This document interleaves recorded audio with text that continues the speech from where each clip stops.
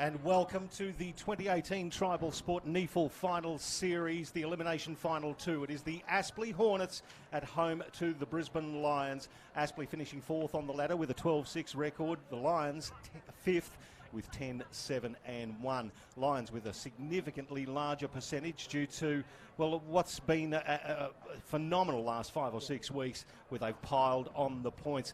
It is buzzing here this afternoon. This is a famous, iconic suburban footy oval. The likes of will be defended again by the Aspley Hornets. They have a great record here. The Brisbane Lions have never lost a NEFL final. They've played 9. They've won all of them, including 3 grand finals. We are expecting an absolute cracker here at the opening games of the 2018 Tribal Sport NEFL Final Series.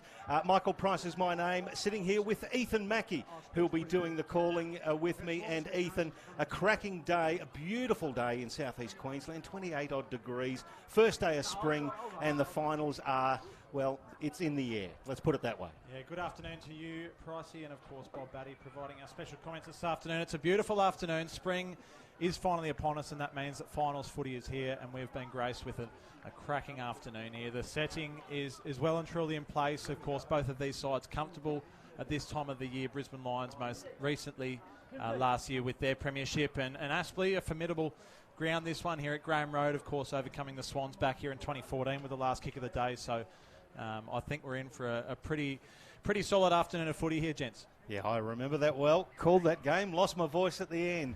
And the wind is going in the opposite direction today. A significant wind here coming diagonally across the ground from the left back pocket at the right of screen and going into the right forward pocket to the left of screen. So it's a reasonable wind. I'd suggest it'd be a couple of goals at least.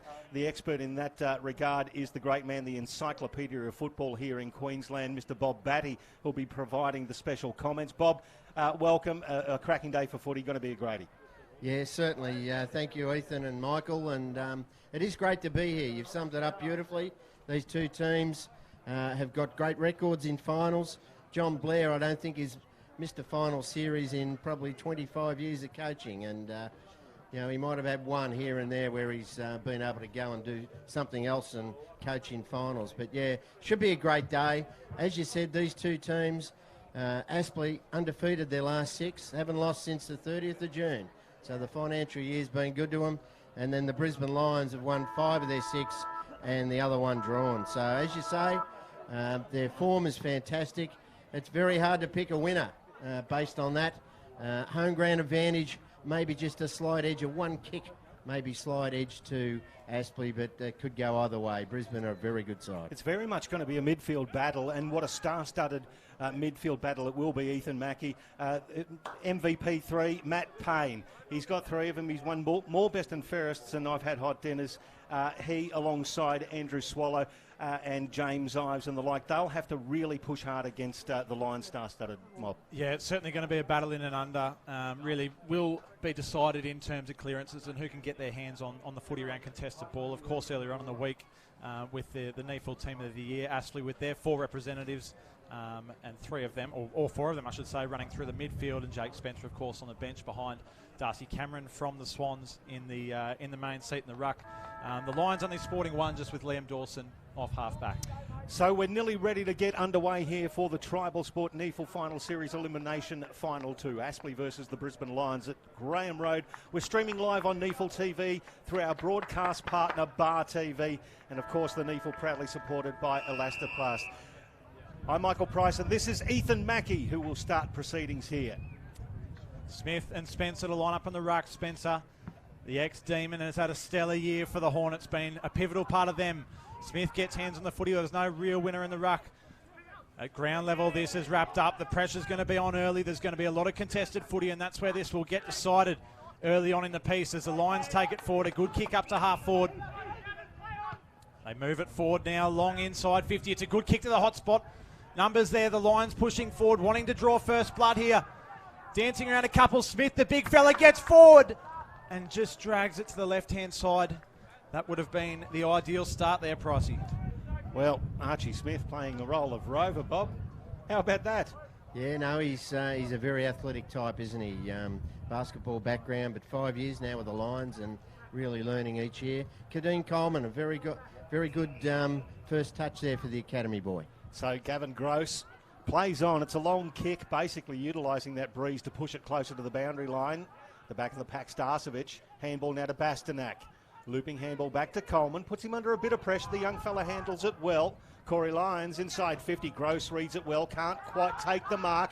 Toby Wooler, the handball. Corey Lyons from 40. He starts it right, and that's where it's going to go when you hit that goal.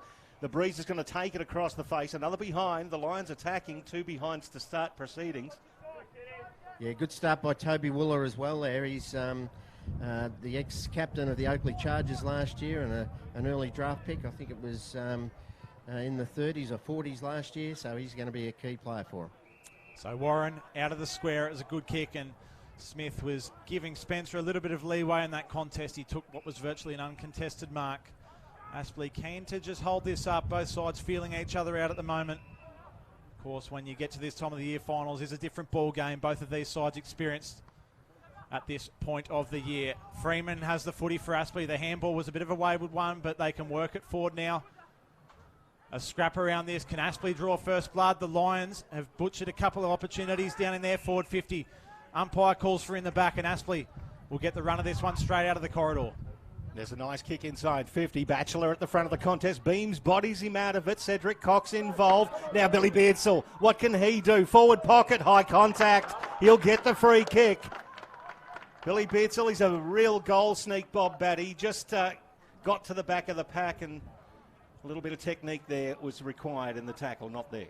Yeah, Cedric Cox went a bit too high. Yeah, the boy from St Albans in Victoria. He's had a great year, hasn't he, up there in the forward pocket? He really gives him a bit of life up there, and he, together with William Gowers, has really helped them in that small forward role. 8 goals for the year, Billy Beardsall from 20.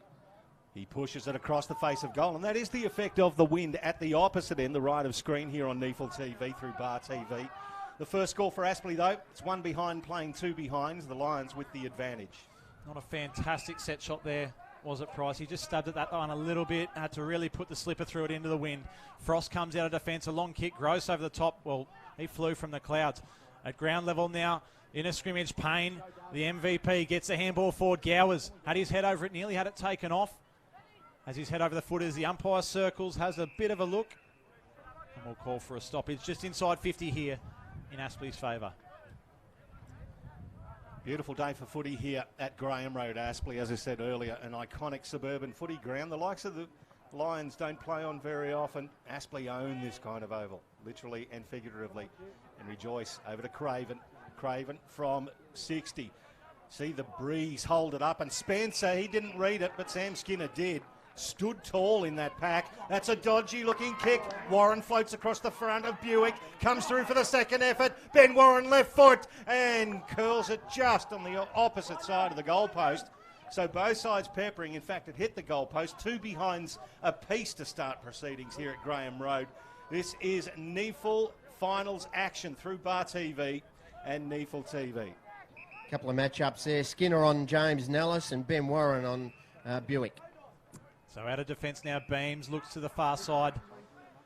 Probably had a little bit more time there in hindsight. Did Warren just in front of goal. The kick comes up the line. As they'll hold it up just off half back. The movement back into the corridor finds Mays. Of course, 12 senior listed Lions players out there this afternoon. 2 on the rookie list and 12 on the senior list. As they move it through the corridor, it's a risky kick. Spencer, well, the big fellow, he had to dance down a long way to pick up that footy, but did a good job of it. They can turn it around though now the Lions and move it forward. Gross pursuing this footy, gets the handball out on that far side to Joyce. He puts a scrubby left foot ball forward, and the Lions force a turnover now through Lyons. He's been pivotal this year, averaging a touch over 26 disposals. On that forward flank now as Aspley get numbers back. The kick goes deep into the pocket. It's a good one. And they're able to take the mark. Toby Wooler in there. Just got a little bit of separation. Yeah, good work, Corey Lyons again. You mentioned it, Ethan. He's had a fantastic year around the coalface there for the reserves, and probably for the Brisbane Lions Neefle team, I should say, and he's probably one of the favourites for their BNF. Certainly had a strong year. Wooler wheels around. Well, he's barely hit the footy with his left boot then. That one's just scraped through for a point on the near side. Not his finest effort 0-3 to 0-2, Brisbane in favour. Gavin Gross plays on. A typically long kick to the outer side. Spencer at the back of the pack fists it forward under a lot of pressure. Aspley can't take it. Well done there by Allison applying the tackle on Craven. The ball goes over the boundary line. We'll get a throw in on the outer side. 28 degrees here in southeast Queensland. First day of spring. And finals for the NEFL. Oh, Spencer. Beautiful double hand down to Payne. Nice smothering effort there. Came from Mays. A long kick inside 50. The Lions under attack. There's Wooler again. Got a lot of potential. This young fellow who's the captain of the Oakley Chargers last year in the TAC Cup, and as they made their way through the finals, draft pick number 41 last year. Bobby's got a lot of potential. Yeah, certainly has. He was co-captain actually with Jack Higgins from the fame of Richmond this year, and his grandfather was the captain of Geelong in their 1963 premiership season. Fred Wooler. There you go. Wooler. That's why you're the encyclopedia, Bob. Toby Wooler leans back. He starts at left and it just sneaks in. Thought the goal umpire was patting the chest there to say it went through for a behind, but it just went through for the first goal. And Toby Wooler puts the Lions on the board. 1-3 to 2 behinds. We have a good look there at Toby going back with a set shot. As you say, the goal umpire did a little bit of work, but just managed to bring it back nicely with into the teeth of that breeze a bit. So good start by Toby Wooler. He's on the man mountain back there in Gavin Gross, and he's looking dangerous on the lead. Just been able to get a bit of separation from him on the times that one's gone inside 50, and you feel if the Lions can move it inside 50 quickly, it'll put Gross and the Aspley defence collectively under a lot of pressure. We thought that one might have been recalled there, but Spencer won the tap out. Aspley on the move now, charging forward through Nellis, just gets a handball forward, just wheeling it out of there. The turnover, Keys. The silky left footer is wrapped up in a good tackle by Nellis out that far side. Aspley are able to turn it over and force it inside 50. A high ball. Frost has the sit for the Lions, can't quite take it. He's hot on Freeman's tail. Of course, Freeman, a member of the Lions premiership side last year. How different it is 12 months down the track. The kick inside 50 wasn't a good one. And the Lions forced the turnover. Oh, that's a reasonably ordinary kick there. Came out from Ballenden, put a lot of pressure on his teammates. Keys, handball to Allison, wants the 1-2 back to Keys. Gets onto the left foot, kicks it into space. Corey Lyons tries to get there first. He's cut off there. Well done by Jasper Craven and got around him beautifully. A long kick again to space. Cedric Cox could have come back. No, Billy Beardsall got there first. Right on the corner of the centre square. Billy Beardsall. That's a bit of a floater into the pocket. It advantages Frost defensively. He fisted forward. Rove by Beams. That's a looping handball over the top. The Lions coming out of defence again through Mays. Long kick in the direction of Wooler. Big fist there from Gross. Swallow couldn't quite take it. Starcevic could. Handball in there to Keneally. Keneally back to Corey Lyons. Oh, he goes across half back and finds Bastanak, who's under attack, but he's going to have a bounce down the outer side. So Bastanak having a trot out on that far wing. Gives the handball out and they work it forward. That's not a great kick. Bastanak followed up well. But they force a turnover now, Aspley, and they can counter-attack. A lot of movement forward from the Lions there. Could put them under a bit of pressure if Aspley can clean it up going forwards. Frost taken high out on that far wing, and he'll get a free kick for his work. Very well done there from the seasoned defender. If that got through him, it spelled a little bit of danger there for the Lions in defence. Yeah, no, he's had a pretty good year back there, Jack Frost, and he's going to be a key player on Freeman today. Some of the best football he's played since he's been with the Lions, in fact. Cedric Cox in the middle of the ground. Tries this short pass. It's a bit of a worm burner. Gets to Allison, in fact. Gets over to Starcevic. Now to Bastanak. The experience of Bastanak. There is no wind when you kick it like a spear through the middle. And the Lions get their second goal. 2-3-15. The Hornets 2 behinds. We've played just over 10 minutes of the first quarter on NEFL TV through Bar TV. Yes, we look at the replay here. Good work, Ellison. He's been around the footy. Good hand, Starcevic, and good finish, as you said, from Ryan Bastanak. The boy who came from the Stingrays, played 100 games of AFL footy with both North Melbourne and the Brisbane Lions. But they've been out of the blocks the best, Ethan, haven't they? They've really showed some maturity there, and that was a good finish. Yeah, certainly have, Bob. And it seems like this first sort of period of this match, it is, you know, a little bit frantic in terms of possession at times. And someone with the experience of a Bastanak, I mean, 161 games of AFL footy, is just able to settle things down a bit and get their head in the right space. The Rucks do battle. No clear winner of that contest. Spencer bends down and tries to go for it again. Beams wraps him up and throws him on the carpet. We've moved about a metre in the Lions' favour here, so umpire Brett Ritchie throws up again. No winner of that one. Spencer and Smith just feeling each other out a little bit at the moment. Works forward now for Aspley. Probably dived on that one. The umpire had a good look and will pay the free kick. Didn't give it back. Pretty. You could hear Coach some stern advice. Some stern feedback from our counterparts to our right. Aspley now about 80 from home. A long ball from Joyce. Frost had the measure of Freeman there at ground level. Can they clean up? A long ball from Buick. It's a high ball out wide. A good fly there.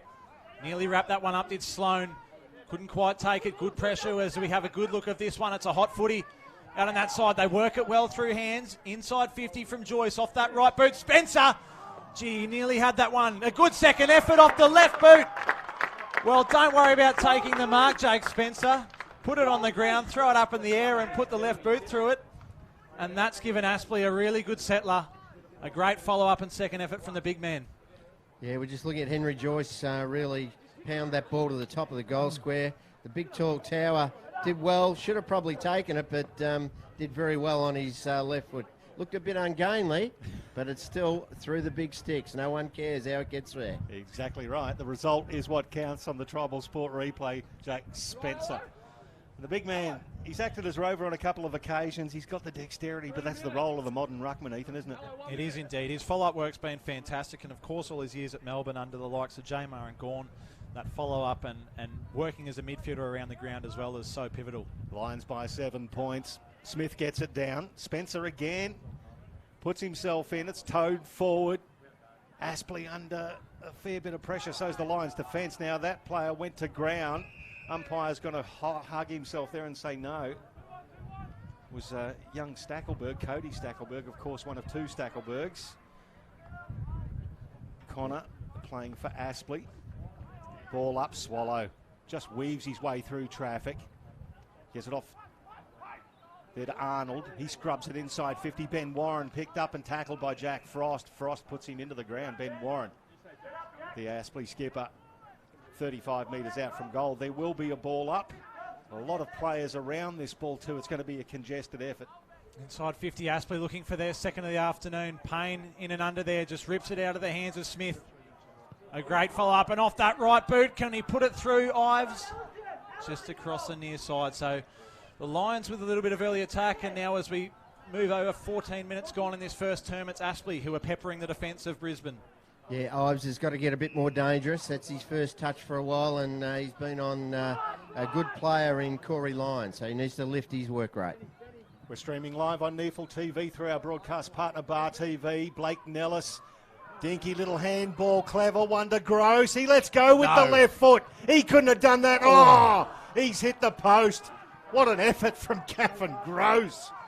Kicking almost into the teeth of that win, Bob Batty. But it's another behind. 5 points the margin. The Lions lead it. Well, you wouldn't think from 45, 50 out you could hit the goalpost that high. It was about 45 metres in the air when it hit the goalpost. Very unlucky. Had the blinkers on there, the big fella, the veteran. As soon as he got the peel, he was looking straight towards the sticks. A good effort out the far side. Aspley forced that one over, and they'll be looking to move this inside 50 again. Had 15 minutes played, and the Lions currently leading 2-3-15. The Hornets a little bit wasteful in front of goal, 1-4-10. Just having a look at the Tribal Sports stats. Jasper Craven's got 6 touches at the moment. Corey Lyons 6. Henry Joyce, Ben Keys also getting heavily involved with 5. The whistle on play. Aspley free kick. It's going to go inside 50. Another dangerous situation. Frost Fist it forward, front and centre was Buick. Kick half smothered, it bounces awkwardly for Bastanak. Takes his opponent high, nothing doing, says the umpire. Clay Beams turns it over, Billy Bensel from 45. What's going to happen? It bounces right. Another behind, Aspley peppering at the moment. 1-5-11, 2-3-15. The Lions still 4 points in front, but Aspley, they've had one more scoring shot early doors. Yeah, just like the work rate of those small Aspley forwards at the moment. They're fanatical when the ball hits the ground. The defensive pressure has been super. So is this guy out back, Gavin Gross. He's certainly tied down after Toby Wooler got off the leash in the first 4 or 5 minutes of this quarter. But both sides have really settled into this contest now, you feel. As you just touched on there, Bob Batty, the small craft of the Aspley forwards down there. The defensive pressure has been super and has gone up another level in these last 4 or 5 minutes. Payne out the far side to Warren. Two of their stars combining, and the ball inside 50 was an absolute beauty. Finds Nellis. Blake Nellis. Good ball inside 50. Tried to pierce it in and couldn't find his intended target. Line set up well there, and Rowan Buick cut it off. Gets onto the left foot. Gets a bit of pressure after being called to play on by the umpire. It's still a long, superb kick. Gavin Gross, who has started this game on fire, gives the ball over. Goes back to Warren now. A little bit of a 9-iron pass. Goes out and finds Matthew Payne. Payne on the outer side of the ground. Aspley kicking into the breeze, more or less. The Lions favoured to it. Left of screen. Payne, longer half forward. Good contest there. Frost again heavily involved. Freeman at ground level. Bastanak just puts the head down. Had the ball. Tackled by Blake Nellis. Umpire Ritchie says no.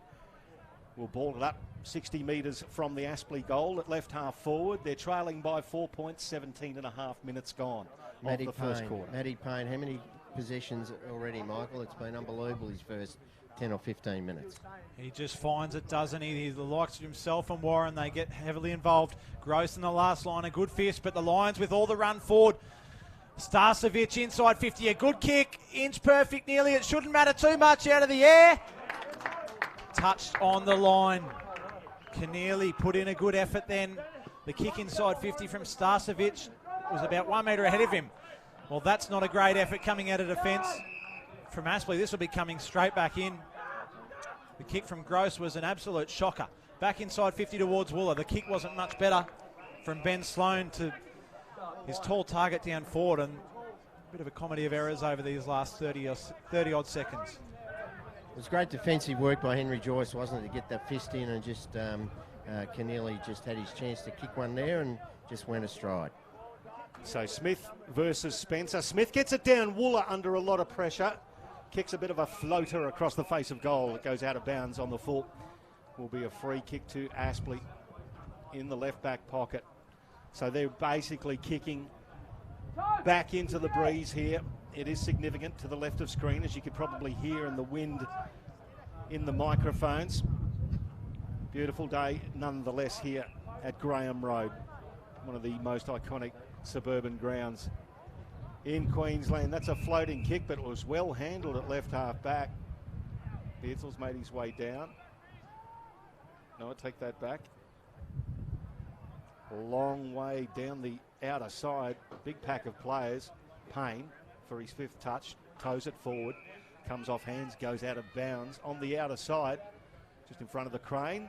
The Brisbane Lions have got their own camera set up there. That's the crane on the outer side.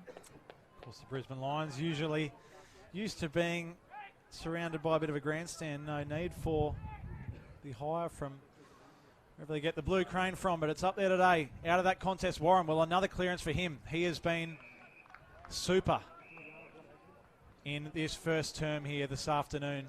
I feel like we haven't called Swallow's name too much so far this afternoon, gents. He's just working his way into the contest. I suppose you have the luxury of that when you're surrounded by guys like Warren and Payne. Yeah, Brandon Starcevic got the job on him, and he's doing a good job at this stage and getting a bit himself. Only the couple of touches as Henry Joyce on the outer side. Scrubs it forward. Here's a chance. Giles inside 50. Big target was Nellis. Front and centre. As Coughlin, who didn't quite hit the ball, went across the face of goal and It is one behind, so they are peppering Aspley. 1-6-12, 2-4-16, 4 points the margin. Just rushing it a little bit, aren't they? Those smaller players are getting shots at goal. Just need to probably steady that little bit. Free kick there going the way of Ashley. Stackelberg gave his direct opponent an enormous shove in the back. Didn't disguise that one very well at all. The ball inside 50, well, that's not a great kick either. And the Lions, they can counter-attack. That's a long ball out in front of Bastanak. Has a bit of work to do. Worked his man underneath it in Arnold. Bastanak just scrubbing this for the experienced campaigner. He's dragged that one in, and this spells trouble. The umpire circles, has a good look, and opts for the ball up. I thought Bastanak probably had the opportunity to get that one out. Umpire has certainly given him a bit of leeway in that situation. Yeah, I reckon you're right there, Ethan. He was all over it. Umpire Cameron Barr thrown up. Both ruckmen basically left at Archie Smith and Jake Spencer. It's going to happen all again in exactly the same spot as Matthew Payne comes up with the ball. It's amazing how many times that happens during a game of NEFL football. Whistle on play. There's been a hold in the ruck. It'll go against Spencer and it'll go to Archie Smith. So the Lions have a free kick just outside 50, left half forward. Big man Archie Smith. He starts it very left. It's going to come back, but gee whiz, it would have had to come back a long way. Out of bounds on the full. Wasted opportunity for the Lions. Aspley with the free kick in the right back pocket for them. So Aspley just holding that footy tied down there. A very congested halfback flank to look up to. The long ball, Spencer's the target. Smith wearing him like a glove. Spencer crashed through that pack and about 4 went down like 10 pins. Bodies around this one as they're keen to work this one out. Aspley Payne giving the hands out. Gee, he was clean below his knees in that circumstance. The ball forward and Nellis couldn't quite grab it. Stackelberg applies pressure. A good tackle. Beams back into the corridor. Barrett, well, that was a bit of a Hail Mary. Frost came through and tried to take Nellis's head off. This has gone up a little bit in the last couple of minutes here, and the Lions, the beneficiary of this free kick, it'll go to Ben Keys. Jack Frost, who went a million miles per hour there at Blake Nellis, actually came off second best. He's coming off with a bit of claret on the left eye there. Ben Keys, kick inside 50. Mark! Back of the pack, no, not taken and not paid. Spencer picks it up, the handball over the head. The man who flew for the mark, Bastanak, ends up with the ball. Craven, Giles in traffic. He scrubs it into the middle. Toy had to be good, but it was a nicely read mark by Sam Mays. The Lions will play on and go to the outer side. Yeah, just work Toy under the footy there a little bit. The Lions, the last man of defence. Another one coming to the bench. It's Nellis. That was the second one in that collision there, Bob Baddick. So maybe Frost didn't come off second best after that contest after all. There's a clash of heads, I think. So Lions, for the Lions with the footy. There's a 50-metre penalty. Indeed there is. Looks like it was interference on the marking contest, and this is a real let-off for the Lions, who have been scrapping for the last 5 or 6 minutes to get the footy inside 50 cleanly. And Lions will have the luxury of a set shot from about 8 metres out.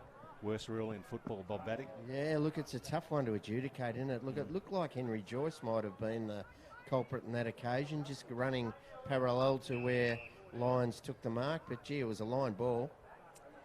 So Lions from the top of the goal square comes in, a very deliberate approach, and no issues there for the quality midfielder. Puts through his first for the afternoon, and the Lions just extend their lead. Yeah, look, we just watched that on the replay. It's very hard to pick up. Look, as you said, Michael, it's a rule the AFL got to look at, I think, because it's at times in games it can be game changing. Absolutely. And it's probably the infringements, maybe the old 10 metre, 15 metre instead of 50. Massive. Maybe that's something that they could think about. But gee, it's that opens up a good lead now for the Brisbane Lions. Yeah, massive penalty to pay for, but that's what's happening in football at the moment. Corey Lyons, how about him? 8 disposals so far, 1 goal, 1. Toby Willer's got 5 and 1 goal, 1 as well for the Brisbane Lions. So doing quite well. We're back into the middle. Umpire doesn't recall that one. Bastanak does beautifully. Handball off to Cedric Cox. That's a high ball inside 50. It was well done there by Hayden. Punched it over the boundary line for Aspley. Jordan Hayden, the boy from Glenorchy, premiership player in the TSL. We're going to get a throw in around about where you can see those flags. The Breeze is going diagonally across the ground and ending up more or less where the boundary umpire is throwing it into the teeth of. So Smith tries to control it down, controlled it down to himself, could have been pinged. Warren roves it, kicks it down the outer side. Good mark, Connor Stackelberg. He turns around, the right foot. Freeman advantage by this kick and does reasonably well. Not paid the mark. Well done, Coughlin, who rove beautifully, and a nice smothering effort there by Tom Matthews, the youngster in the Lions side today. Takes it over the boundary line. We'll get another throw in. Yeah, a bit of a strange decision, that one. I thought it was a mark to Freeman or a free kick. He was held in the marking contest or a mark, but not given. So you got to wait for the whistle. No givens in this competition in finals time. Very stiff, wasn't it? I thought he had a pretty good chunk of that. Dancing around a couple. A high ball to the top of the square. Aspley with a good chance here if they can get clean hands to it at the back of the contest. Rushing through was Toy putting pressure on. Is it still in? No, it has trickled over the line. So Aspley with their 7th behind of the afternoon. Admittedly was rushed, but gee, they could have been a little bit cleaner in front of goal here in the early stages. Absolutely. They were very wayward in front of goal against Canberra. Round 21. The ball goes down the outer side. The Lions advantage by this one. Ben Keys, but no, the Breeze pushes it out of bounds. On the full, it will be a free kick to Aspley. It'll go to Gavin Gross, so he'll probably go long, as is his want. Now, Blake Nellis has changed jumpers, Ethan. Yeah, he'd certainly had a bit of claret coming from the noggin when he ran to the bench a few minutes ago, so I don't think that number 7 jersey is going to hold up for the afternoon. It was a good contest. So Frost and Nellis right into each other. So he's stepped into the 24 Guernsey for the remainder of this match. The 7 has been sent straight to the Hornets washing machine. The Lions just holding a little bit of a stranglehold on this contest, you feel, here at the moment, gents. They've been able to wrestle back a little bit bit of that momentum in the last 4 or 5 minutes. 27.5 minutes gone. They're going to hook it inside, or close to inside 50. Well done, Starcevic, and then got into the back of his opponent in the second effort. Henry Joyce will take the free kick for Aspley. He's at left half back. I notice Frost is still not back onto the ground, so must be doing a little bit of work there with the stitches, I would suggest, the doc. So it's Joyce. Goes down the outer side of Graham Road looking for Spencer. Went through the hands of Smith. Well done. It ends up with Warren. Warren gives it to Gowers. Gowers tackled and wrapped up there by Corey Lyons. He's wrapped up. You can't handball it if you're wrapped up, holding the ball.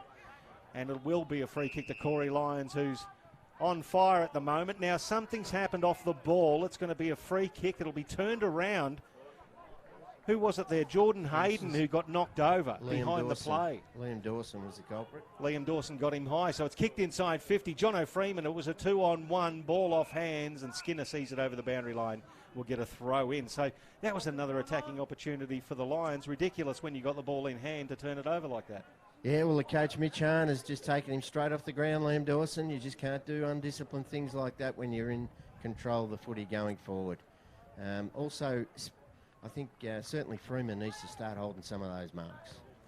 Yeah, he's making a good contest down there, isn't he? Just not able to quite pluck them in this first term. Warren danced around a couple of crafty little ball up the line, finds Swallow.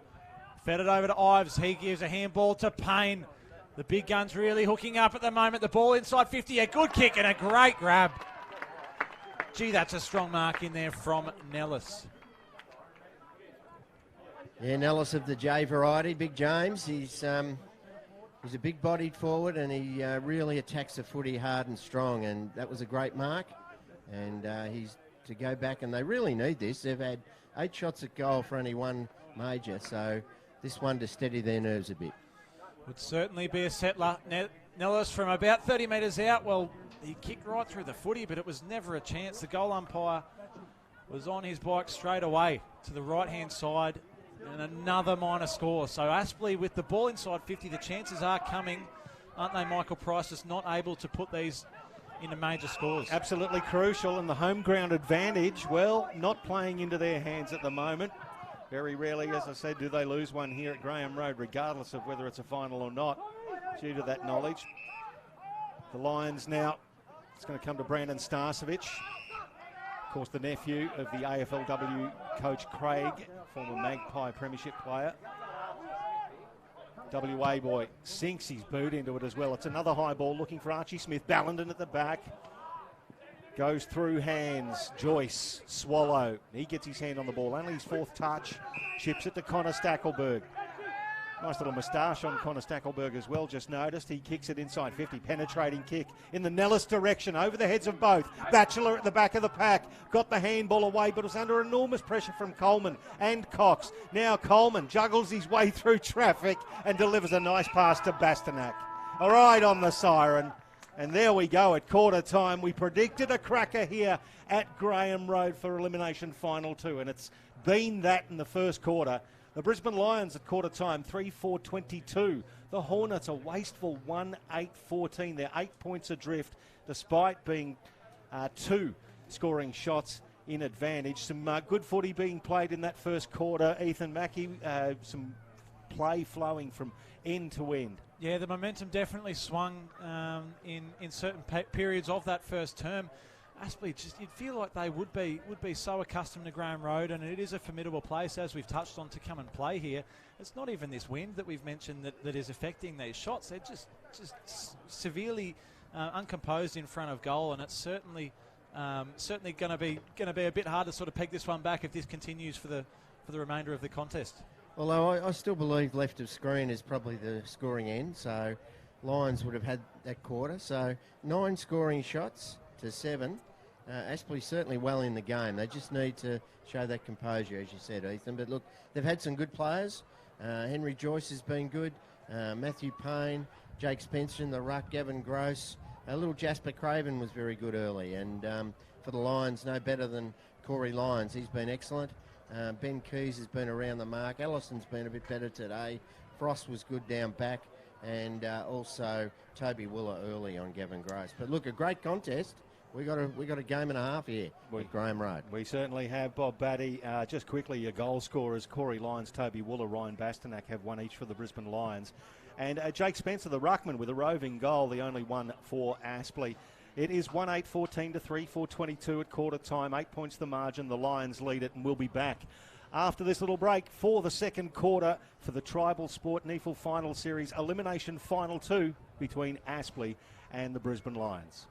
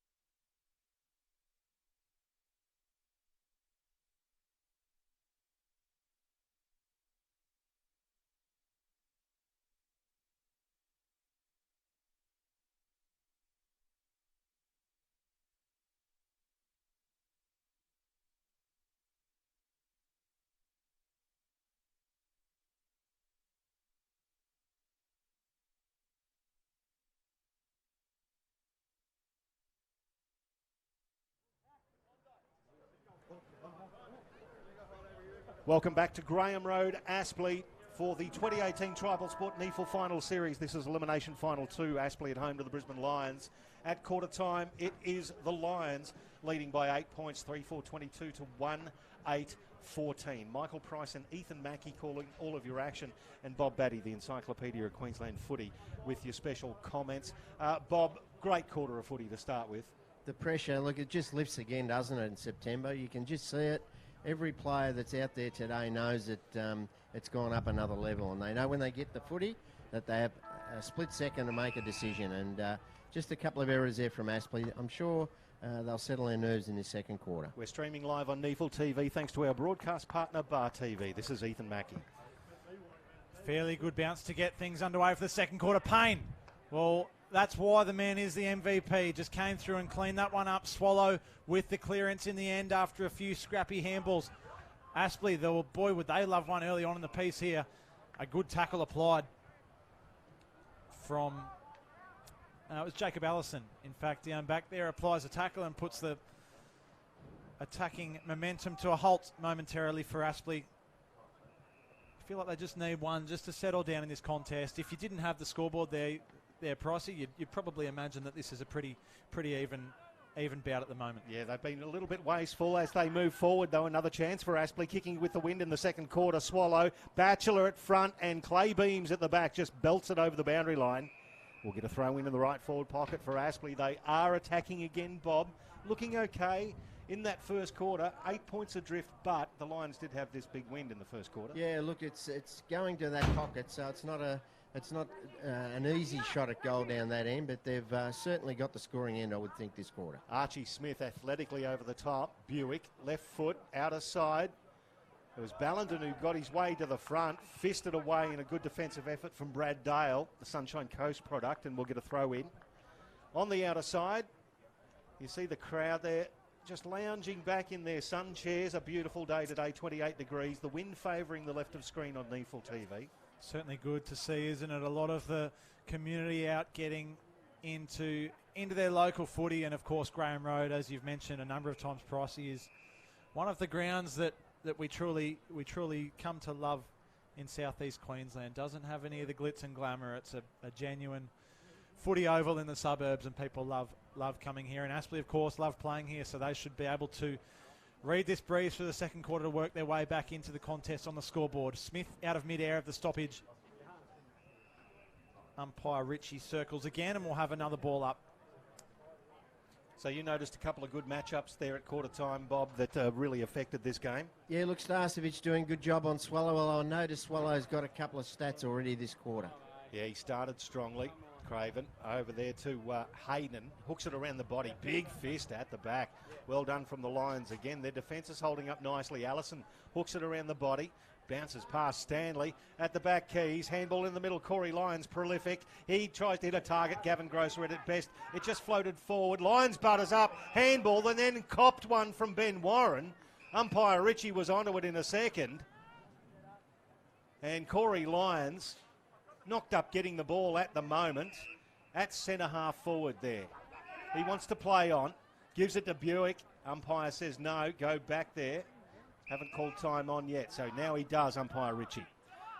Corey Lyons lowers the eyes on the lead. Bastanak, he honours that lead and gives it to him lace out. Bob Bastanak, he's kicking into a bit of a breeze here, but could have the distance. Yeah, within his realms of possibility here for Ryan Bastanak. He does get some good distance with his shots at goal. It's just the degree of accuracy he can get, because it'll go right to left as you're looking at the screen here. Ryan Bastanak, 26-year-old.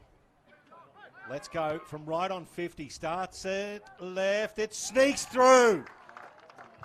He read that to perfection. His second goal and the Lions' fourth. 4-4-28 to the Brisbane Lions. The Hornets 1-8-14. We've played 3 minutes 40 of the second term. NEFL TV through our broadcast partner, Bar TV. Yeah, I mentioned undisciplined footy. We saw a little bit in the first quarter from Liam Dawson, and the coach took him straight off.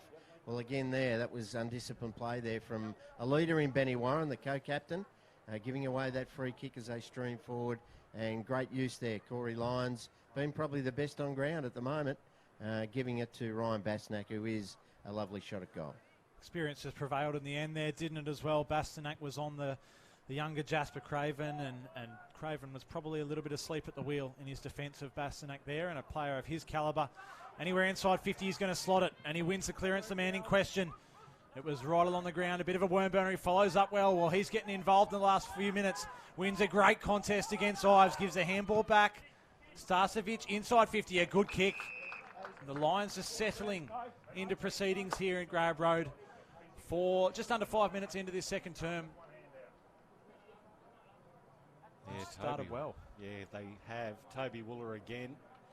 He's does get away from Gavin Gross just a couple of times. It's going to be very dangerous for Gross. He's pivotal. He reads the play well. Ball in the air. He gets to the drop zone very well. This is a tough kick, though. Very tough from out that pocket. So Wooler from right on the fence. From just inside the chalk. Well, that's never a chance. That's nearly missed his boot, and that's way out to the right-hand side. Nearly worked back for a point. In his defence, as I say, the breeze is coming straight to his right hand. His ball drop's affected by that breeze, Bob, yeah? It certainly was. Look, I reckon in those situations you kick it to front of the square. Give the forwards a chance. Yeah, big pack of players there. Falls in front of Gowers. He's tackled without the ball there. Could have been. No, umpire says we'll throw it in front of the scoreboard, which sees the Lions in front by 14 points. You mentioned Corey Lyons. He's doing a beautiful job for the Brisbane Lions at the moment. He's got the 11 disposals. Bastanak just jumped straight into it with 10 in this second term so far. Jake Spencer, he gets it down. Oh, it's a great tackle there on Jordan Arnold, who was given a lot of time to get rid of it. James Ives gets the kick away. Nice work there from Tom Matthews. Got rid of his opponent. Matthews, the youngster, kicks it to the right forward pocket looking for Archie Smith. Oh, the big fly from Ballenden, who just came across the front. Archie Smith held down that spot, and Ballenden took advantage of that space, came around the pack and took the grab. Bob Batty. Yeah, no, beautiful kick too, wasn't it? Gave him every chance, and he just went straight for it, jumped at the highest point and took it beautifully. And that's the sort of thing Brisbane Lions have been waiting to see from this boy, Connor Ballenden. Beautiful kick of the footy. Comes through, strikes it magnificently. Gets his first goal. The Lions get the first couple of the second quarter. 5-4-34. They're now 20 points in front of Aspley, 1-8-14. And we've played around about 7 minutes of this second term. Ethan Mackey. Great set of jukes there from Ballenden. He's really presented himself at the footy well in that circumstance. We saw one actually earlier in the first quarter right in front of us here where he rose at the footy and he barely touched it. I think it went straight through him. So at least he's had a sider. He's certainly going to be an imposing figure if he works his way into the contest down forward for the Lions. And he is a confidence player, Ethan. That will really lift his confidence. They've thrown him straight into the ruck duel now against Big Jake. So let's see how he goes here with eye on the footy and jumping high. Of course, yet to debut for the Lions. Ballenden picked up in last year's draft, but that is always a dilemma with senior clubs and debuting key position players too early on in the piece. He's had a pretty solid year, it's fair to say, for the Lions. 18 goals in his 16 games this campaign, so a good start to his career up in the Sunshine State. Umpire Ritchie smacks the Sharon into the ground then, and that one nearly took off down the northern end. We'll have a record bounce. Ballenden steps into the ruck against Spencer. A good test and a good jump from him, but Spencer won that tap out. Can work it forward now through Toy. A piercing ball up forward. It's gone over the back of everyone. Nearly worked over the boundary line there. Freeman gave a good handball back, and they squeeze one back against the run of play. They can't. It was a daring snap from Stackelberg and just collected the woodwork. Another behind. Yeah, I think he was just about to curl that Mo Pricey as he snapped at that one, and unfortunately, just like Gavin Gross's shot, hit the top of the post. So Connor Ballenden with the ball, left half back for the Lions. Another big kick. Big pack of players. Gross at the very back of that pack punched it forward. Now it's stuck under several. A lot of pressure. Henry Joyce at the bottom there. Umpire's just letting it go. And umpire Ritchie circled and said who was the first to dive on it. Must have been a Brisbane Lion. Didn't see which one. In fact, it's a free kick now. It's going to go to Reece Toy. Long kick to right half forward. Freeman's jump was affected. Umpire didn't see anything that he didn't like. That's a high contact there. Umpire Ritchie saw it below the knees, and it will go to Aspley. James Ives towards Batchelor. Fisted away Beams. Front and centre. The Lions have got this covered. Liam Dawson, quiet today. Kicks it wide. Too wide, out of bounds on the full. So the ball's coming back. Aspley will have it through. Andrew Swallow, the former North Melbourne skipper, over 220-odd games of AFL football experience from 70 metres. Puts it to a dangerous position. Big fly at the back from Liam Dawson. Roving front and centre was Keys. Under pressure, the left foot is not a bad one. Down the outer side, good marking effort. Got rid of Gross. Toby Wooler again having a good game today, Ethan Mackey. Done well. He's burnt Gross a couple of times in the lead, and you think that's where his advantage lies. But to beat him in the strength battle, well, it's a key win for him. The kick wasn't a great one, though, and Aspley on the turnover and the counter-attack. Ben Warren inside 50 to skipper. Freeman with the sit. Thought that one was going straight into his lap. A good follow-up there. Dragged off the footy. Surely there's a free kick there. The umpire's finally seen it as the Aspley fans rejoice. Well, umpire number 3 was very close to it, Bob Batty. It was umpire Ritchie, who was 70 metres away, who pulled that free kick. Yeah, as he got rid of the footy there, Brandon Batchelor, the boy from Kingborough in Tasmania, he was tackled and brought to the ground, and an obvious free kick, but picked up by the umpire behind play. Certainly took a while to get called that one. He would have felt pretty hard done by to not receive the free kick there, but Batchelor, 1-9 for Aspley this afternoon. Can he settle them? Umpire does not move. Aspley hit the straps with their second for the afternoon, and they're able to peg this margin back, and we've got a red-hot contest on our hands now. Yeah, badly needed goal, wasn't it, boys? It was Brisbane Lions had begun the quarter very, very well. They're on ballers, their experience, Bastanak, Lions around the midfield, even their younger players had all pitched in and had a good 5 to 10 minutes, and it was a badly needed goal from Aspley. Benny Warren was the one that got the footy moving, and James Ives needs to start getting his hand on the footy a bit more as well. So the hit-out's even-ish, 12 versus 10 in favour of Aspley. So Jake Spencer's just got a slight advantage, but it's very tight in the middle here at Graham Road. Smith wins that one into the path of Jakey Barrett. Left foot to the outer side. Ben Warren's going to win the chase. Will it bounce kindly for him? It bounced around his feet. He dribbles over the boundary line. Going to get a throw in. On the outer side, scoreboards hit 12 minutes, 13 points. The Lions lead it by 9 scoring shots to 11. The Hornets with the advantage there, but just haven't been effective in front of goals today. Throw in. Spencer just fists it back towards the boundary line. Barrett, and we'll do it all again as Reece Toy takes the ball. It's a great matchup, that one, isn't it? Buick and Benny Warren, but both experienced players, both with a lot of AFL experience, and Ben Warren's going to be critical in this for the remainder of this game for Aspley. Certainly had a cracking start to this afternoon's elimination final. Spencer slammed down in that tackle there. Umpire Strybos circles, and we'll have another stoppage there. I tell you what, gents, that set shot from Batchelor, it looked pretty simple from 30, 35 out straight in front. I bet it wasn't when he turns around and looks up at the scoreboard and sees 9 behinds to the 1 goal. So full credit to him for making the most of that opportunity. Gross down there in defence for Aspley looks solid and was playing in front of Wooler. Takes a good intercept mark. It's a great contest between Gavin Gross and Toby Wooler. Youth versus experience, and it's been a cracker. Back of the pack was James Nellis. It was fisted away from him over the boundary line for a throw in on the outer wing.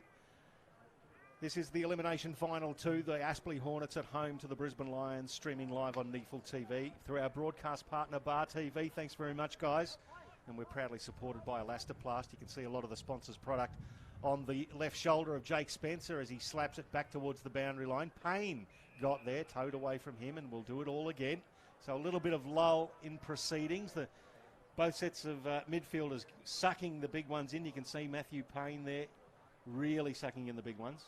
Well, it's a dusty day, isn't it? It's 28 degrees. It's very hot, but there's a lot of that westerly wind dust. So right in the guts there, a wheeling ball from Arnold, a high ball inside 50, a good strong set of hands. It's either a mark or a chop of the arms or high contact. The umpire wasn't too happy with that. And this will be James Nellis. He had a set shot down the other end earlier on in the first quarter. Gives the handball off to Gross. Had no attention from behind him. The raking left boot from on the arc of the 50. There's a free kick. It was a behind. It was never a chance. Gee, this could be Liam Dawson again that's given away the free kick down there. If that's the case, he'd be having a dirty day, considering he's a premiership player for both Aspley and Brisbane. He has that unique distinction, 2014 grand finalist and premiership player with Aspley. Yeah, he was on the mark. It was actually Sam Skinner that put the hand in the back, and Freeman goes bang. So Jono Freeman certainly makes the most of the opportunity that was given to him from Freeman. Pretty silly in hindsight, as that ball was never tracking towards the two big sticks. And Freeman makes the most of his opportunity, and well, we're back to a 7-point deficit, gents. Yeah, look, we're just having a look at it. I missed the free kick, but obviously there's a push in the back to Jono Freeman, and he went back and curled one around. Pretty happy with himself. He's had a few chances. He's been a bit fumbly today with the marking, so that might lift his confidence. He needs to really get on the scoreboard and kick his 3 or 4 for Aspley to get over the line here. Yeah, he's quite important for the Hornets as they now get within 7 points. Bounce down in the middle. Jake Spencer, Archie Smith gets over the top, then tries to follow it up. It was Jakey Barrett tried to tow it off the deck, didn't quite do it that well. Sloan put himself in for the Lions. Turnover, again turned over by Aspley. So about 4 or 5 turnovers there, ends up with Jack Stanley, kicks it to the outer side, bouncing over the line and taking it out there. Wearing the number 24 is Blake Nellis, who's back on the field. Jack Frost facing a concussion test as we speak. We'll obviously see the result of that shortly, but Blake Nellis is back after being patched up and placed in a new jumper, 24. Jake Spencer, now Payne, MVP 3, gets through the traffic on the left, looking for Nellis. Oh, weaving his way to the front. Dawson did beautifully. Beams rove nicely. Then got tackled. He let loose the ball. Billy Beardsall had a nice game already. Has the little goal sneak. Just hasn't impacted the scoreboard too much. In fact, at all. And we'll get another ball up centre half forward for the Hornets. Jack Frost has been out of this contest for a little while now. You'd think that would be a bit of a worrying sign for Mitch Hahn and the coaching staff. As a push in the back, free kick is given. Archie Smith is blowing up. He is not happy with umpire Cameron Barr at that decision. Certainly showed his displeasure with the decision. And Jake Spencer will have the opportunity to pop this one through, the big fella from just outside 50. He comes in. The distance is not going to be a drama. He's put the shoe through that one. It's over across the face of goal to the left-hand side for a minor score. Aspley pegged this one back to an 8-point deficit, 6-point deficit, sorry. Yeah, no, important stages of this second quarter, isn't it? It's a bit of an arm wrestle. Aspley seem to be going long into their forward line. I'd just like them to lower their eyes a little bit and get the hit up the leading smaller forward. Dawson weaves through traffic, hits Keys. Keys has got the run there of Cedric Cox. This looks good for the Lions. Nice and silky to Bastanak inside 50. And, good contest there from Gross on Wooler. Ball hits the deck. Under enormous pressure, Aspley. Archie Smith receives and hits the post. It's got everything this game at Graham Road. 5-5-35, plays 3-10-28. Back to 7 points. 17 and a half gone second term. Neefle TV through our broadcast partner Bar TV. What a ripper we've got here at Graham Road. It is a beauty. Hey, Bob Batty, you just touched on Aspley going long inside 50. I think that may be due to Frost not being in the contest. They've identified Freeman as the tall down there and that he can beat his opponent when Frost, the sizable figure, isn't down there. As Aspley take it forward, but Cox is there to clean up for the Lions. They go down the line there. Not a great kick. Affected off hands by Stanley over the boundary line there. Do you think that would be the case, Bob, with Frost out of the contest at the moment? Certainly Frost and Frost, it was a great contest with Jono Freeman in that first quarter before he got that knock. So they're probably equaling each other out. But yeah, look, they've got a small forward line apart from Freeman, so they just need to lower their eyes across half forward. They are putting all their eggs in one basket at the moment, a little bit with their inside 50 entry. Ballenden steps into the ruck for another stint.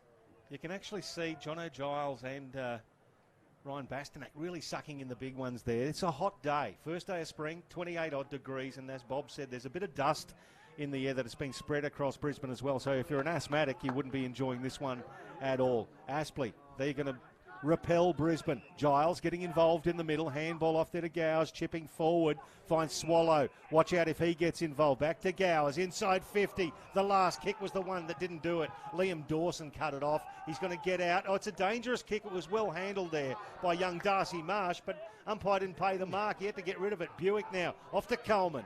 Off to Corey Lyons. I really like this footballer. Oh, Gavin Gross. Good fist away from Smith. Well rove there by Cody Stackelberg, the younger of the two. Back inside 50. Here's a foot race. It's won there by Keys. Wheels around onto the left shoe. Not a bad option. It bounces away from Sloane, though. Coughlin gets there. He let loose the ball, and then he was taken down. Umpire didn't call it. Starcevic, he kicks it forward. Ball couldn't be taken there by Stackelberg, and it's over the boundary line. Passage of play, and they're letting a few things go today, gentlemen, and it's making it very exciting. The players would be frustrated. Yeah, great call there, Pricey. That was frantic in that movement. I think they're getting a little bit of lenience, and you'd probably prefer to see that, wouldn't you, rather than it being a whistle-a-thon, for them to just let the boys play, and it is a good contest we have here at the moment. Throw in, Spencer, down to Swallow. Swallow thrown to the ground. In turn, his teammate, I think it was Reece Toy, can't quite see, he was absolutely blank. There by Keys. No, it was Lonnie Hampton who got up late. Umpire throws it up again. Very close to the Brisbane goal. Keys, they're on to him because he is a goal sneak in these situations. It's towed forward. Goal square pressure. Gross, and well done there by Jordan Arnold, who took it through. That's another behind of the Lions, but Aspley did well to get out of that one, Bob Baddick. Yeah, look, the Lions are attacking hard there, and their defence is holding up pretty well. That's a great mark, though. Connor Bellenden. The ball's over the back. They're in there, Aspley. And Bellenden, with that big reach, he can really jump high at the footy and take it at the highest point.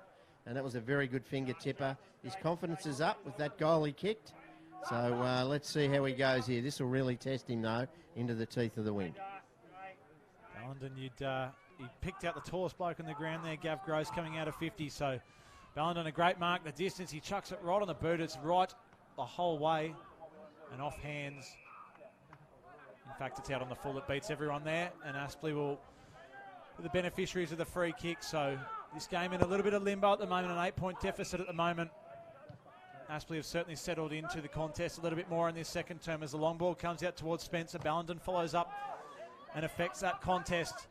Working forward out of midair. Big kick towards Stackelberg, wrapped up in a good tackle, but Aspley just willing this forward. They're out if they can find Ives on the run. Well, that's a great chase there from the Lions, wrapping that one up. Freeman, a crafty left boot down the line. And a good mark in cover there was Sam Skinner. Sam Skinner returning from his third knee, Rico, Bob. He's done a great job. It's Coleman. Dangerous kick to Sloane. So the youngsters teaming up in defence there for the Brisbane Lions.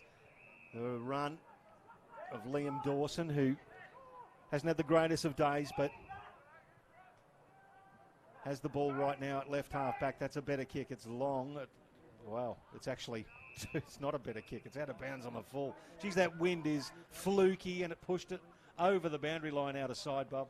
Yeah, look, it's he got the distance all right, but yeah, just got to keep that ball in play. Gavin Gross and distance.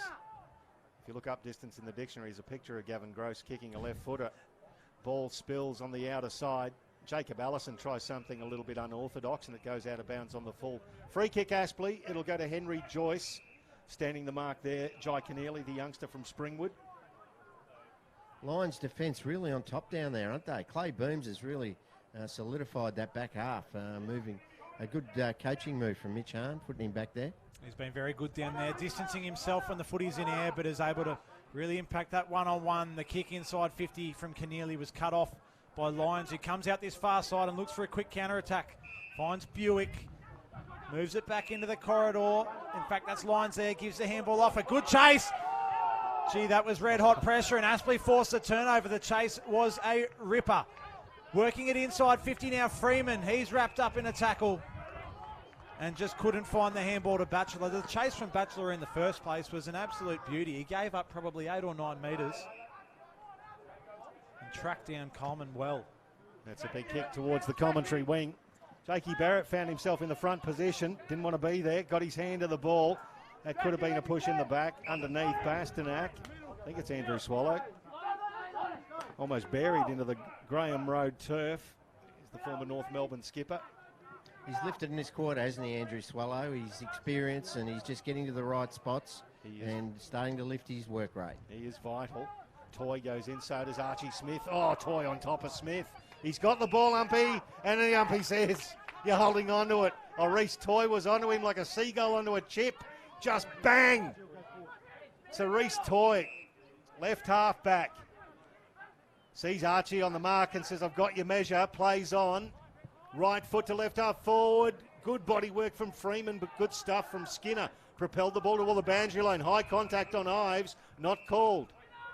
Over the boundary line. Another throw in there, letting it go. It is willing today here at Graham Road. Lions still leading by 8 points. Skinner doing a good job on Freeman now. He's had to step in and give Frost a chop out. Obviously still out of this contest at the moment, which is definitely a pretty good indication that he won't be taking any further part this afternoon, you would imagine. We'll get updates on that as soon as we can. The ball inside 50 from Aspley. Skinner again, the man who I just mentioned, takes a really good contested mark. Put Freeman exactly where he wanted him and cut that opportunity off. Ball to the outer side now. Jack Stanley follows it over and we'll get another throw in.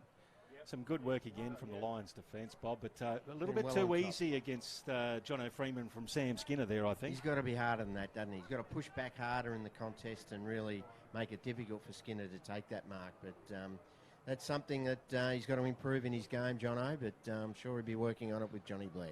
Lions players racking up the stats, and so's this man. He's done it all his life. Payne, top of the square. Skinner, he fisted it forward. Can Stackelberg get there? No. It's taken through for one behind by Sam Mays. So the former first-round draft pick, Sam Mays, plays onto himself and kicks long down the middle of the ground. That is a beauty. Jake Barrett can't quite get there. Smith, he does get there and puts it over the boundary line. Was there anybody there? They appealed. Umpire says, no, we'll throw it in. If they give that one against Archie, he would have... He might have lost the plot after that one in the ruck contest earlier, but fantastic kick from Sam Mays. Look, he's been solid. Beams has been solid. Skinner, Cedric Cox, they're all on top back there. Certainly into a great contest. Both sides working their way through it at the moment. Lions moves it forward. Kick was always tracking for the boundary line. That wind that got a hold of Mays' kick. I tell you what, our friend from the Brisbane Lions up in the cherry picker, if that wind picks up any more, he might be lower down as this game progresses. Kick from the goal square from Mays, nearly crept over halfway. The ball then, Smith and Spencer. That's been a cracking battle in the ruck. Spencer followed up his work well and gives out to Ives, who has a bounce, runs his full measure, tries to pierce the ball to Freeman, but Cox was there to cut it off.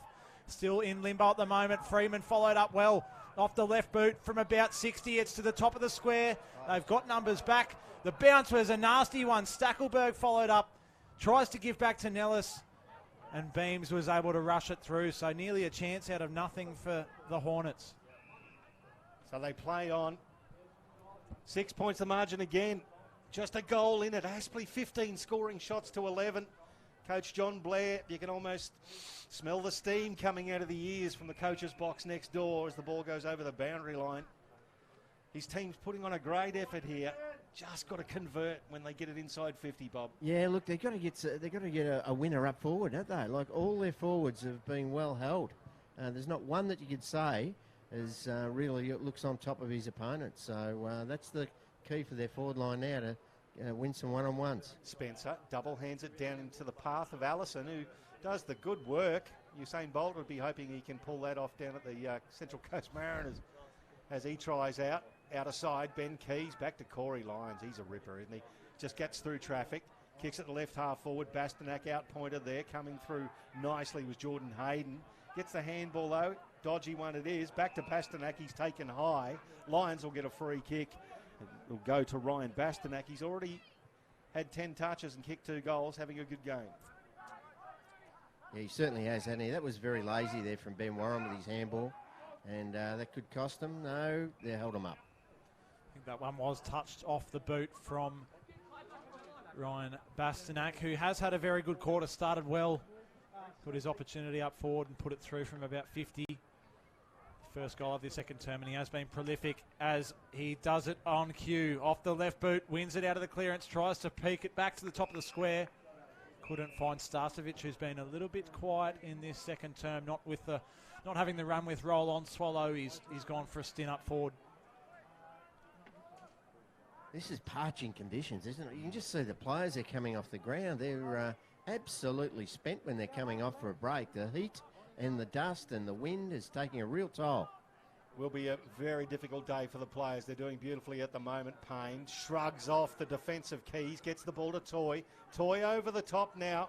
Oh, just missed his target there in Blake Nellis wearing the 24 and the elastoplast, our supporter of Neefle, the good sponsors, with that wrapped around his melon after a head clash with Jack Frost, who hasn't made it back onto the field. Having that concussion test, we believe he might be out for the rest of the game. We'll update that shortly. So working it forward are the Lions. It's been Aspley working their way back into this contest at the moment. Keys is in there, gives the handball off. There's plenty of bodies around this one. Intercepted and a good kick out and a good set of hands. Nearly wrapped that one up. Archie Smith follows up well. The big fella kept his feet in that contest. A clever tap on from Mays. The kick long inside 50. Starcevic the target. Gross got involved there. Not out of question though. The Lions attacking prowess at the moment, but Aspley are able to retreat. But Cedric Cox is there. Brushes past Nellis and gives the handball off. Dawson, he's wrapped up. Freeman from behind. A great tackle. Aspley on the counter attack now. Payne kept his feet. Swallows there. Gives back to Payne. Payne gives the handball forwards. They can run this one in. The handball to Warren. Well, it went behind his back, but a good follow-up. Can they put this through? Coughlin takes his time back into the corridor. They're making hard work of this, Aspley. The handball off to Freeman. The smother came across from Skinner. Did very well. A good tackle, maybe a high tackle. Umpire circles and balls that one up. That was a goal for all money, you'd think, with Aspley taking that one forward through the trusty hands of Swallow, Warren and Payne.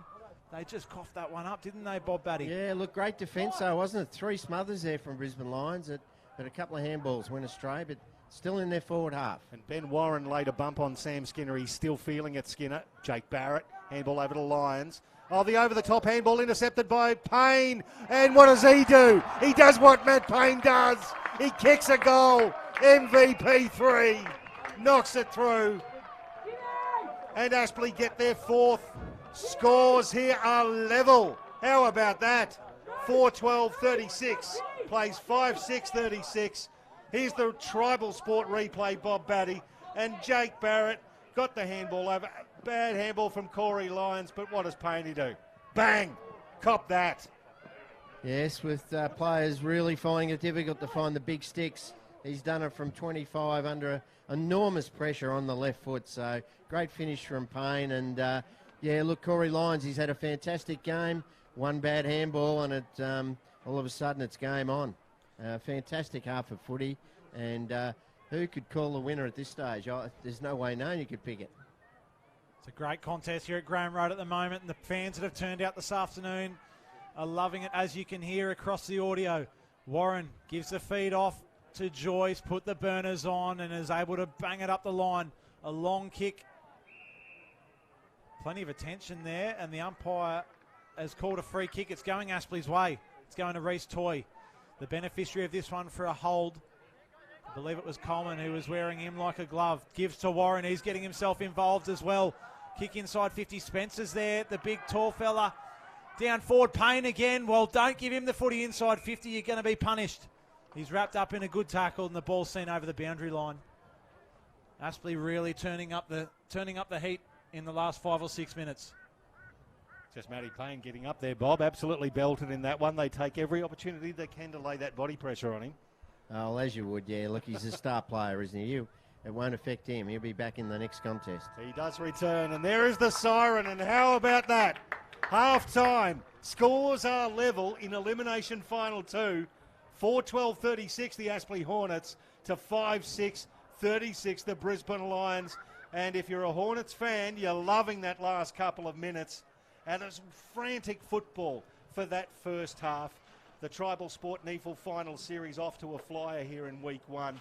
And, hey, Bob, I didn't expect to get that exciting in the first half. Two sides having a red-hot crack at each other.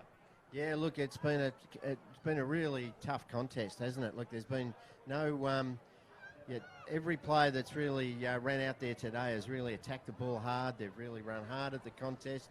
Been no easy kicks. The umpires have done well. They've let the game go.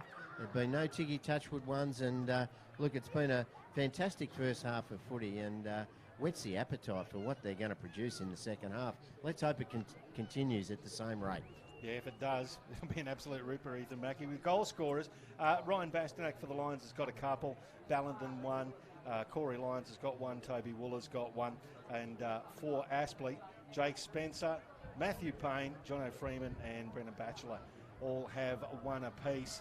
After the Brisbane Lions led by 8 points at quarter time, so they certainly won that quarter. Aspley won that quarter and got back by the 8 points. The scores are level, 36 apiece at half time, Ethan.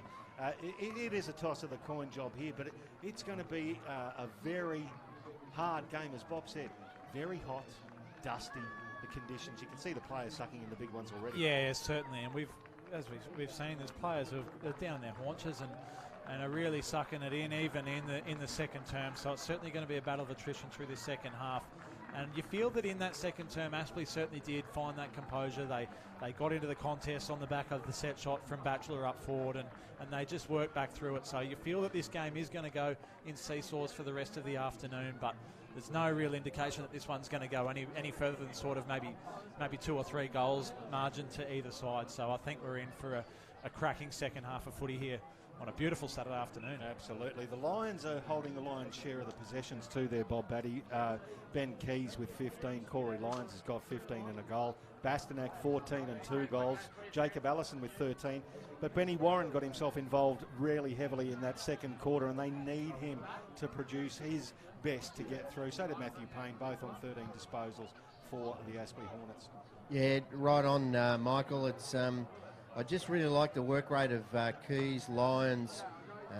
Certainly Archie Smith in the ruck has really negated Spencer. Bastanak that quarter was good.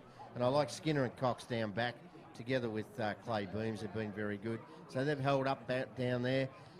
Aspley has just got to get a forward that really starts to get his impact on the game. They need Nellis to stand up. They need Freeman take a couple of marks, and their little blokes just scout around and pick up the crumbs. But look, it's been a great contest. I couldn't pick a winner from here. Could go either way. Yeah, toss of the coin job here at half-time. Scores are level, 36 points apiece in Elimination Final 2 in the 2018 Tribal Sport NEFL Finals Series. We'll be back with the second half very shortly, but after, well, I suppose, one of the big nights of his career, Matthew Payne, how about that on Sunday night? He won the NEFL MVP award for the 3rd time. It was held on Sunday. The Aspley co-captain is an absolute genius. Let's take some time now to recap the major award winners on the night.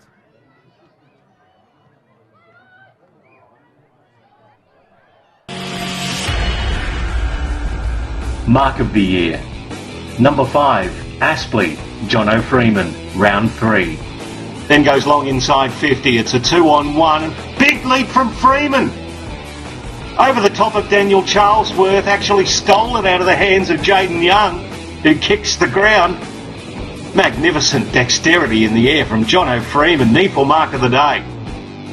Number 4, NT Thunder, Joe Anderson, round 19. From the ruck contest now, Redland coming away with the ball. Kick up. Oh, Anderson took a great mark. Eyes for the ball. Reminded me of Nick Rewald taking a mark many, many years ago now. That's a super job from Joe Anderson. Number 3, Sydney University, Ryan Hebron, round 18. In congestion, Salter out of the pack, inside forward 50. Oh, what about the leap of Ryan Hebron there? It was telegraphed, it was set up for him nicely, and he took full advantage with a terrific mark. Number 2, Giants, Isaac Cumming, round 8. Into his own roving, cut off by Malone, got a kick to half forward. Isaac Cumming! Flew for a long time, the Broken Hill Flyer. Sat on Kyle Walsh's shoulders, former academy player for the Giants. And Isaac Cumming has taken one of the marks of the year. And our winner from NT Thunder, Liam Patrick, round 14. The man, the ball just ricocheted clear of him. He looks to get the ball moving very quickly. Dangerous is Liam Patrick. That is amazing.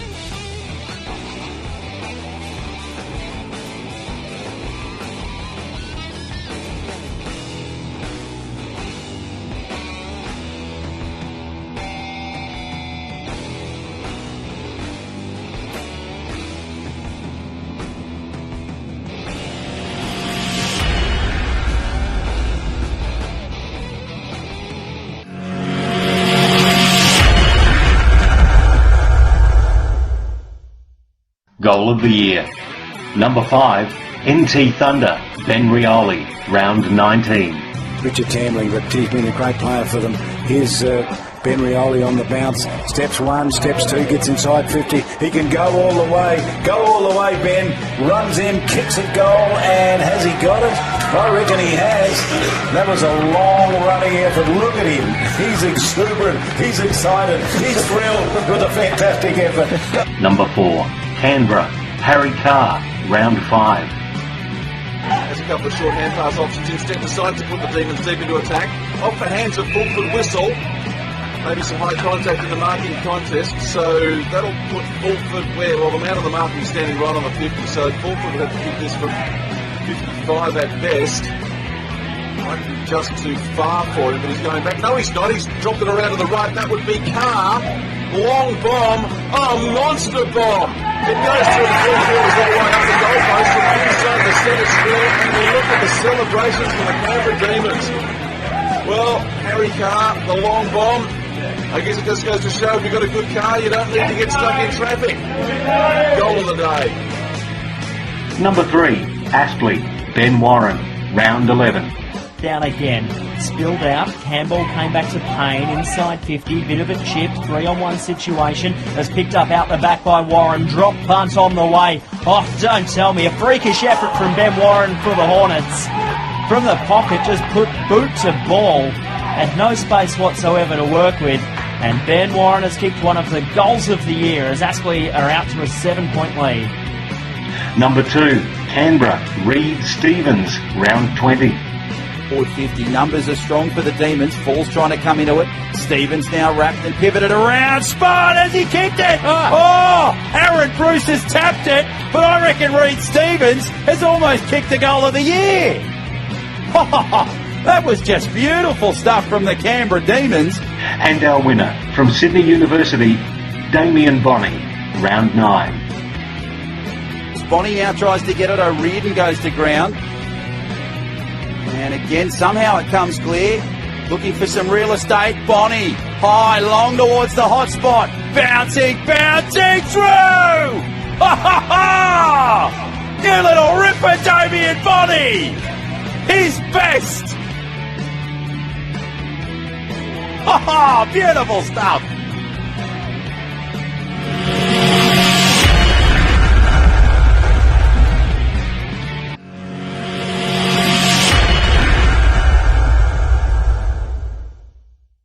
A key to Canberra's maiden finals appearance in 2018 has been the stunning rise of young midfielder Mitch Maguire. A good tackle by Yagmore, but coming through nicely. That was Maguire there. He's following it up again. He'll just about get it again. In fact, he'll win the free kick, so well done, Mitch Maguire. He's had 18 disposals, coming up for 19, and he's going to find a target here in Aaron Bruce. The boy from small Riverina town Marul has taken the competition by storm, where the 20-year-old averaged 27 disposals and 5 clearances per game.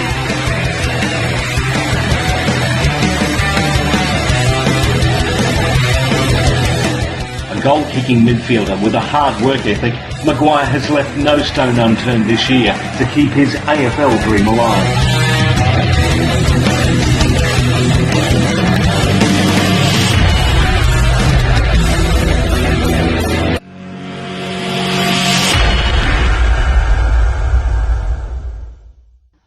Former Brisbane Lion Matt Hamilman starred on numerous occasions in his return to the Redland Bombers this season. It's an inside 50, bounces for Hamilman. What can the big fella do? Shows his poise and class and dribbles it through for his second goal. A beautiful kick of the football and strong in the air, Hamilton averaged 3.5 goals per game in 2018 to take out his first NEFL leading goal kicker trophy. He'll go the half forward. It's a bit of an up and under. Hamilton the target and Payne. But Hamilton, he set himself from the start, and this will be his shot at his first goal today. So Hamilton, he's kicked 33 goals this year. This is for 34. He started at left, it bent back. It was sensational. Redlands once again kicked the first goal of the Hamilton term. kicked 5 or more goals on 6 occasions, including a season-high 9 majors against NT Thunder in round 4, to be one of the shining lights for Redlands this year. 2 games, 2 goals to him today. And who does it? Grabs it again. He's got it again. Hamilton. It's the Matt Hamilton show here at Traeger Park. Yeah, he hasn't missed. Be a blemish if he misses it. There you have it. Doesn't miss. It's extraordinary. Unbelievable performance from him.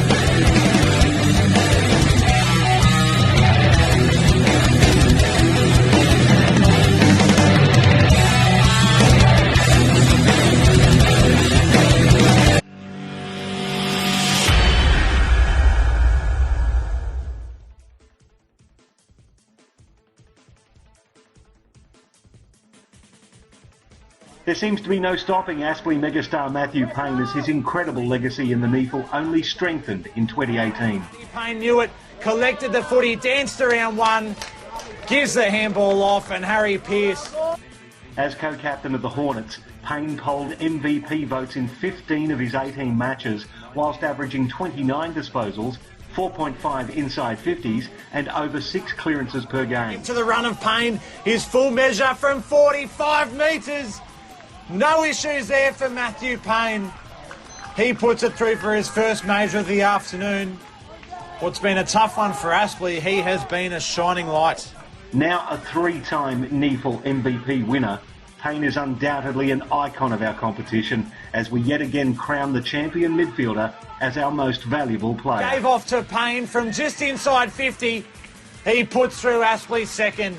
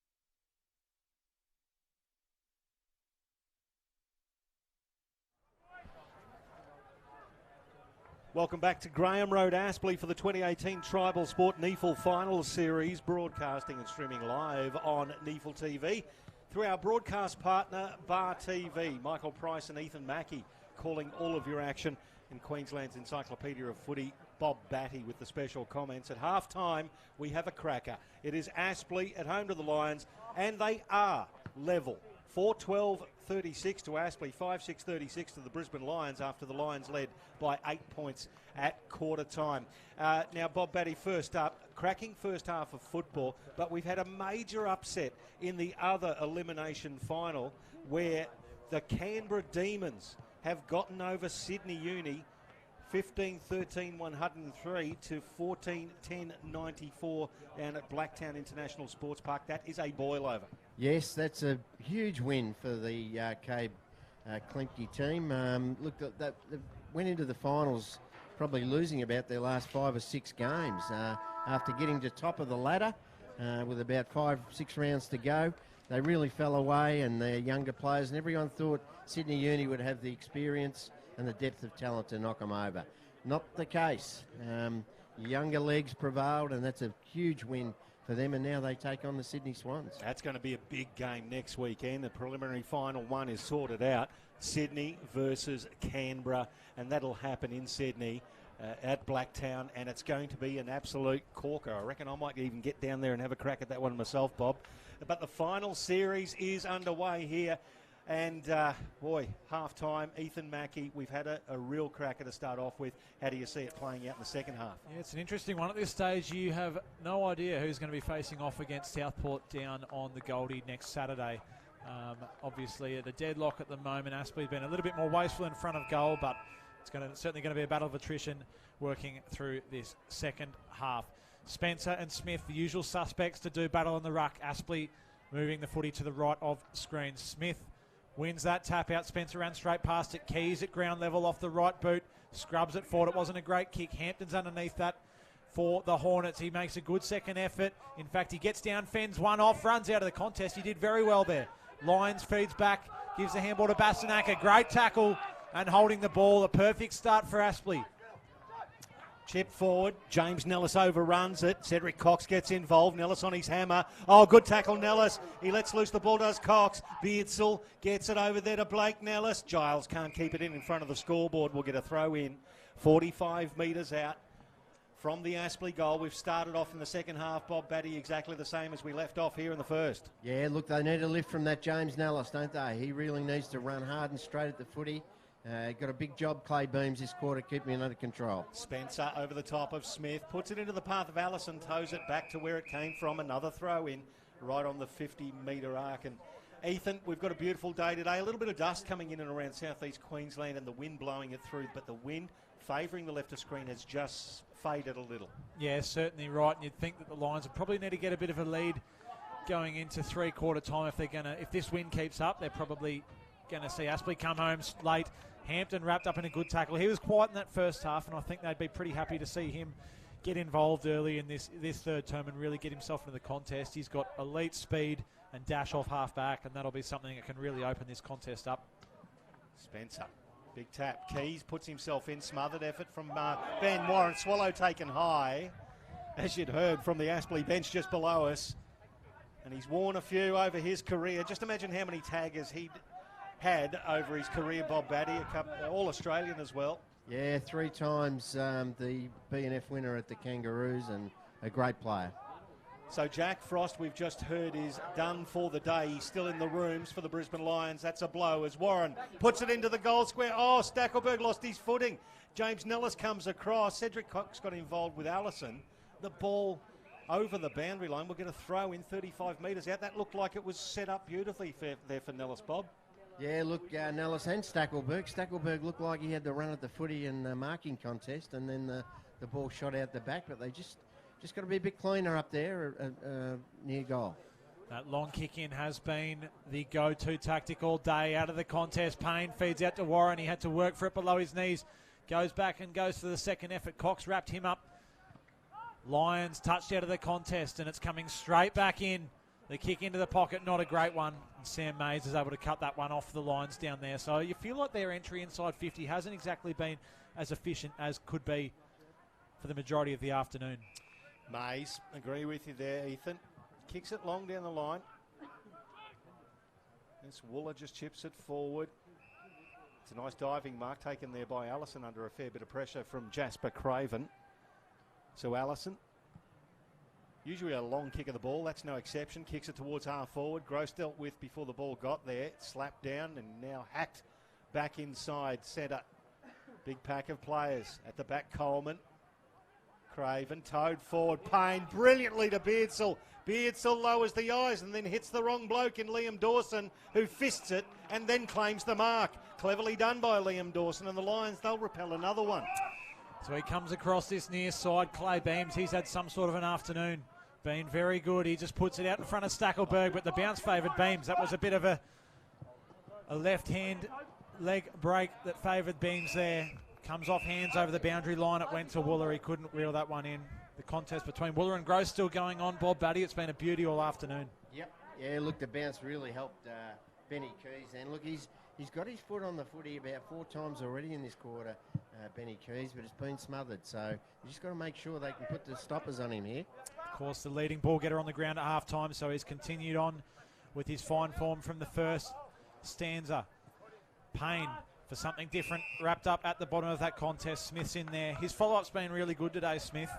A big task coming in against a quality ruckman of the like of Jake Spencer, and he's done a really good job.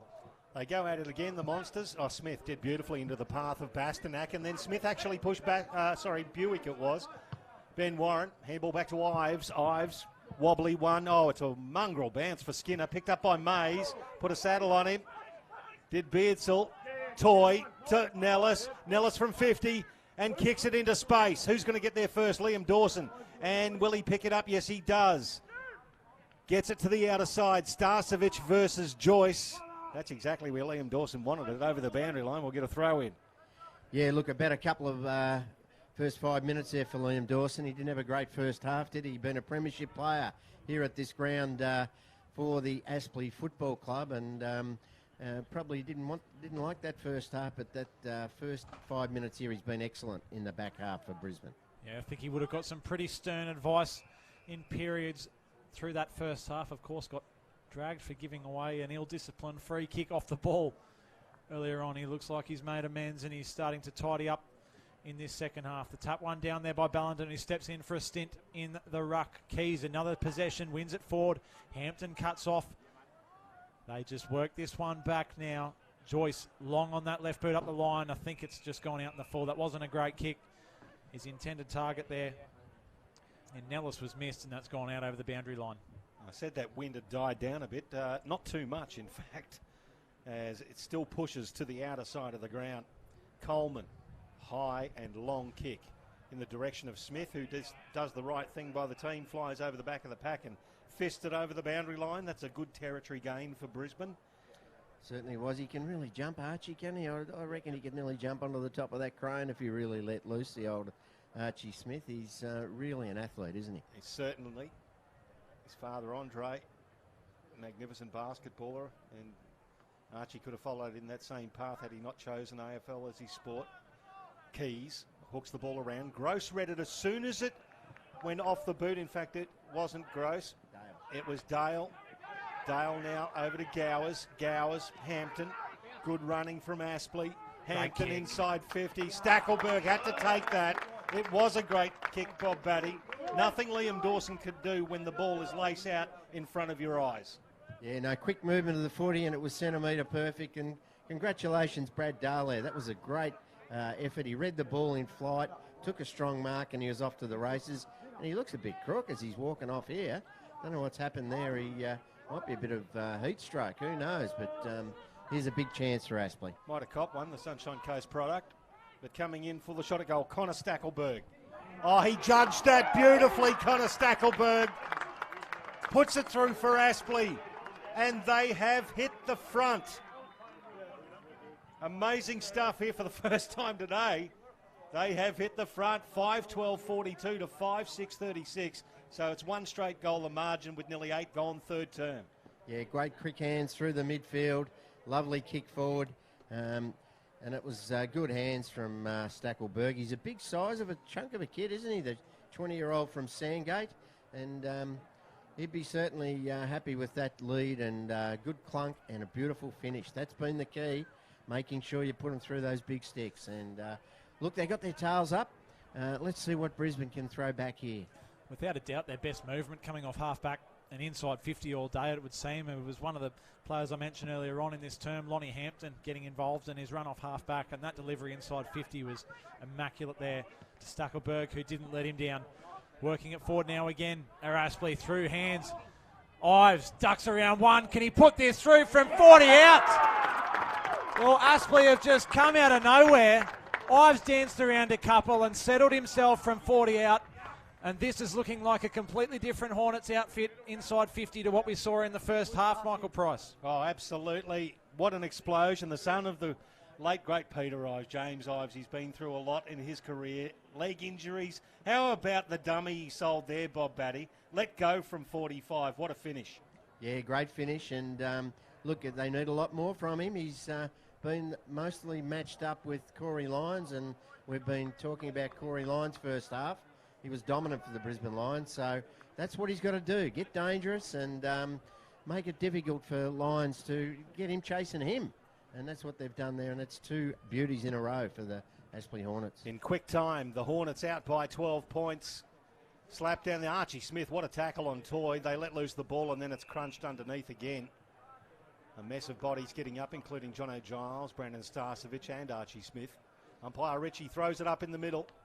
Call that one a draw at the feet of Bastanak. He just controls it. Loops a handball over the top to Jacob Allison, who has his boot smothered. Again, Reece Toy holds the ball in. Not going anywhere, James Ives. And Jacob Allison jump up again. Umpire Ritchie. Third thrown up ball there. Jake Spencer wins this one. Jono Giles clears the traffic. Uses his big frame to burst through, but well done, Starcevic. Get the ball on from Mays, and he hits young Jai Keneally at left half-back for the Lions. So Keneally comes back in. That's barely gone 15 metres and gives to Mays. That is a dangerous switch, but Dawson is a trusty pair of hands over that far side on half-back. He looks out, and they've just been able to open the ground up a little bit here. Clean hands below the knees from Coleman. Gives back to Dawson, getting much more involved in this third term. Allison gives off. Bastanak tight on the left boot. It's a pretty good kick inside 50 for Sloan, the intended target. But Aspley just clean up out of defence. Out that far side, Warren can't quite get hands to it. It goes straight through him. Picked up by Matthews. He feeds back to Dawson, who's had about 4 touches in 2 minutes. He's been very heavily involved here. Coleman over the top. They've got space to run now if they want to. Keneally runs his measure inside 50, and well done on the body. In fact, it's going to be a free kick for in the back. I thought it might have been in the side. Yeah, it looked like he did get rid of him, but certainly, obviously illegally. Yeah, no, the umpire was pretty close and saw the hands in the back, and Gavin Gross with a big defensive kick. Umpire James Strybos with that decision. Doing a good job as always, the NEFL umpires. Joyce, good tackle there, and it was a free kick. Play on. Barrett inside 50. At the back, Jack Stanley. Juggling effort, not paid. Play on. Bastanak steals it. The Aspley players spewing at him.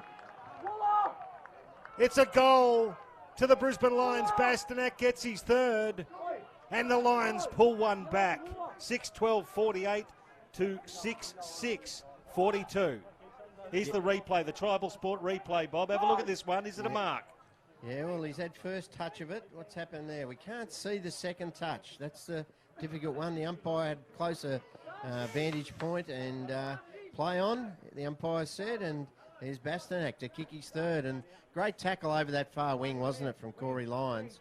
Caught the Aspley player in, I think it was young Beardsall. I'm not sure who it was.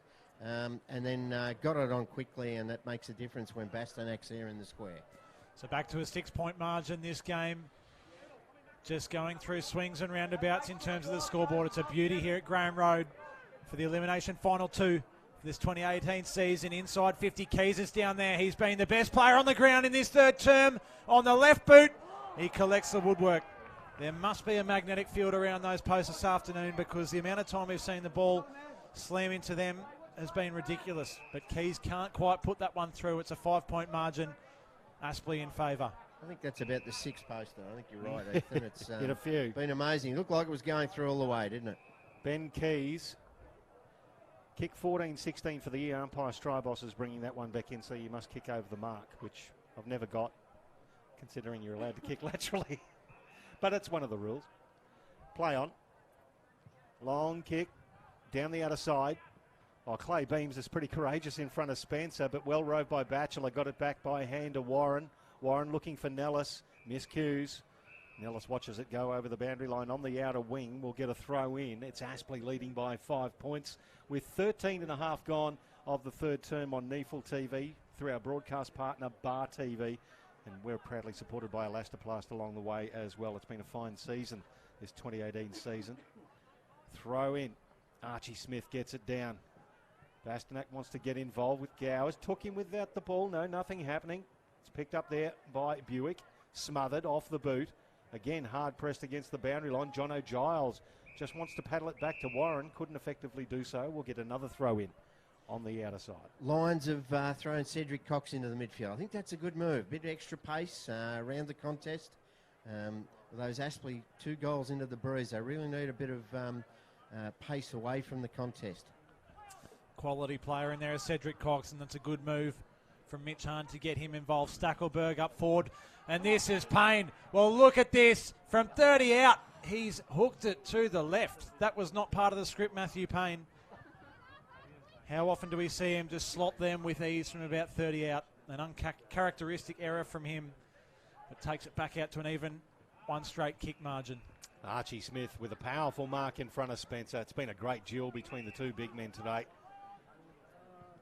Uses his right foot to effect, right half forward. Gross versus Wooler. This one, Gross wins out. Handball to Warren, back to Stanley. Under pressure, back to Warren.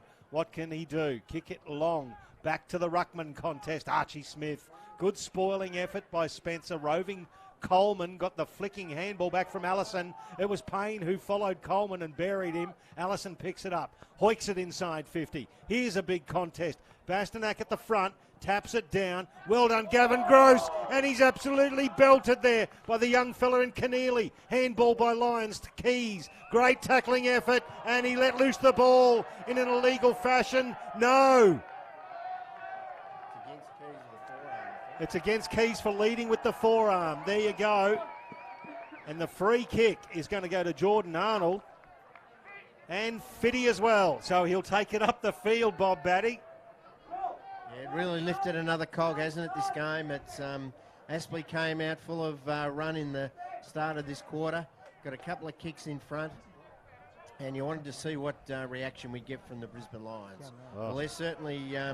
They certainly want to be in this contest, don't they? You can see that.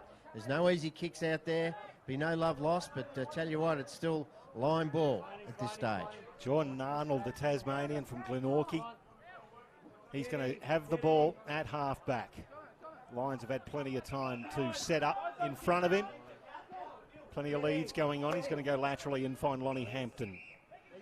Lonnie Hampton, the former Albury, Geelong VFL. He's been with the Giants in the NEFL as well. He's been around the traps.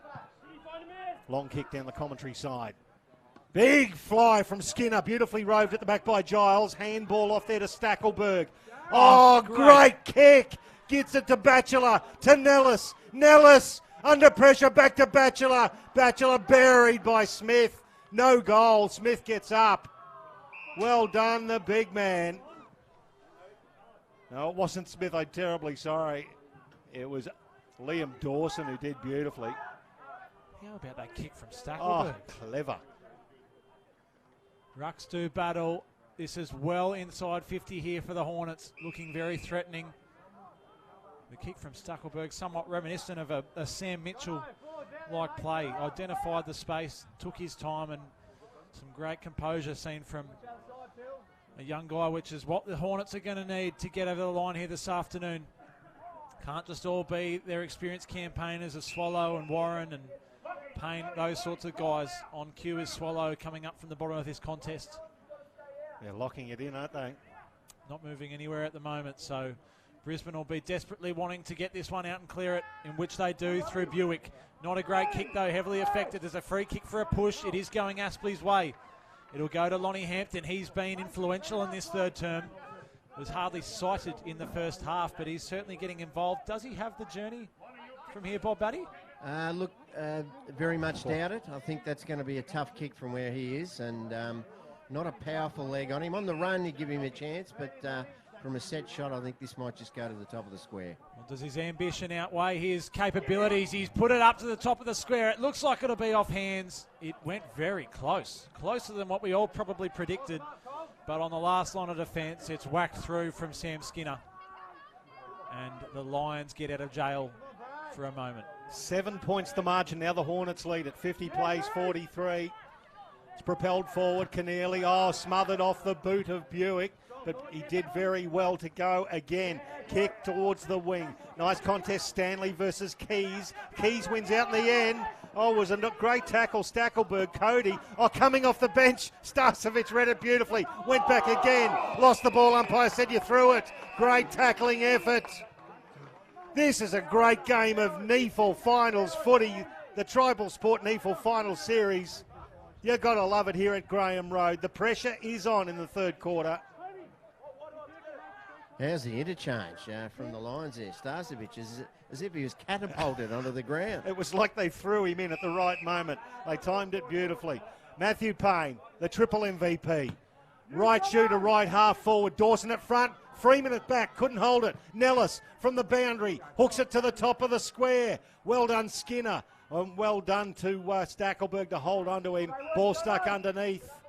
And we'll have a ball up 20 metres out directly in front. Aspley pressing again. They are. They're doing a lot of attack through the mid to back end of this third term. Their experienced campaigners getting heavily involved at the moment. Tap down to ground level. Ives tried to kick it over his head. Couldn't get boot to ball cleanly. Another stoppage will be seen here. Freeman appealing for the free kick for holding the ball, but the umpire does not want a bar of that. 20 minutes gone here. Aspley currently leading by 7 points, but this game is on a knife's edge, you feel, at the moment. It's not going to extend too far the margin either way, you wouldn't think, as a free kick is paid in the back, and it looks like it will go Brisbane's way. It's the other Stackelberg, Cody. Stackelberg the younger, as they would have said in Blackadder. He comes with the left foot to the commentary wing. Gavin Gross couldn't quite hold it at the front. He stuck underneath it. Wooler on top of him. It's been a great battle all day. Umpire's going to come in and hug himself and say, we'll ball it up. It is at right half forward for Aspley. They're 7 points in front. 21 gone, third term on NEFL TV. Bob Batty. Yeah, look, I'd give Gavin Gross just the edge at the moment. He's just worked his way to the front, and also Brad Dales kept Bellenden quiet. Ben Keys is racking them up as well. Kicks it inside 50. Bastanak did beautifully. Controlled the ball down and then towed it off the deck. It's an awful bounce there for Dale. Can they control it? They can. They'll get it out. Gross. Clever handball, Gowers. It's kicked. It's a positive bounce for Brisbane. Beams lowers the eyes. Looks for a pass. Doesn't quite hit Wooler. He controlled it nicely, Wooler. Curls it to the top of the square. Darcy Marsh punched away from him. This is a good game of footy. I'm loving it. And the Lions score another behind. So back to one straight goal. 6:14.50. Plays 6:8.44. Ethan Mackey. Gav Gross kicks to himself. It's been an imposing figure down back for the Hornets this afternoon. A long ball out of there. I think there was probably a falcon on Sam Skinner then. It's come straight off the noggin and gone forward. Sloan is wrapped up in a good tackle. Looks like Swallows joining him at the bottom of that contest, and we'll have another stoppage. This game has just gone from step to step, and you felt in that first term everyone was feeling each other out, and right now, we're at a one straight kick margin, and you feel like it is just going to be a final quarter for the ages we have coming up here. Right on centre wing over on that far side. Umpire circling, not content to blow the whistle. Feels like it will get out of there, and it does. Payne made a good effort, and he gets a free kick for in the back. They wheel around and go. It's probably a shallow entry inside. 50! Is that an unrealistic attempt? it is. So to tell you what, unrealistic. He only missed it by about a couple of inches there, Bobby. He was about 15 feet in the air.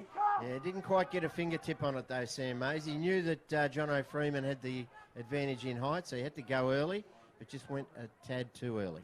Mays channeling the cherry picker on the far wing. The ball inside 50. Spencer tried to get hands to it, couldn't quite pull it in. A good follow-up from Batchelor, but the kick was hurried out of there. Looks like it may come back quickly, but a good fist applied from Dale.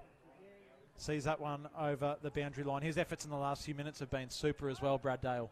Certainly so, yeah. Look, full credit for the youngster with his perseverance. Went to Morningside and then came to Aspley and has really worked hard on his footy. And together with other unknowners like Jordan Hayden, they've done a great job in that back half today. Andrew Swallow, looping handball over to Reece Toy, the run of Toy, and drills a pass in towards Nellis, but cutting it off. Really well done there by the young fella in Tom Matthews. Dawson brings it out, dangerous kick looking for Mays. Billy Beardsall did well. Mays at ground level, worried off the ball there from Batchelor. Back to Beardsall. He's crunched as he propels it forward.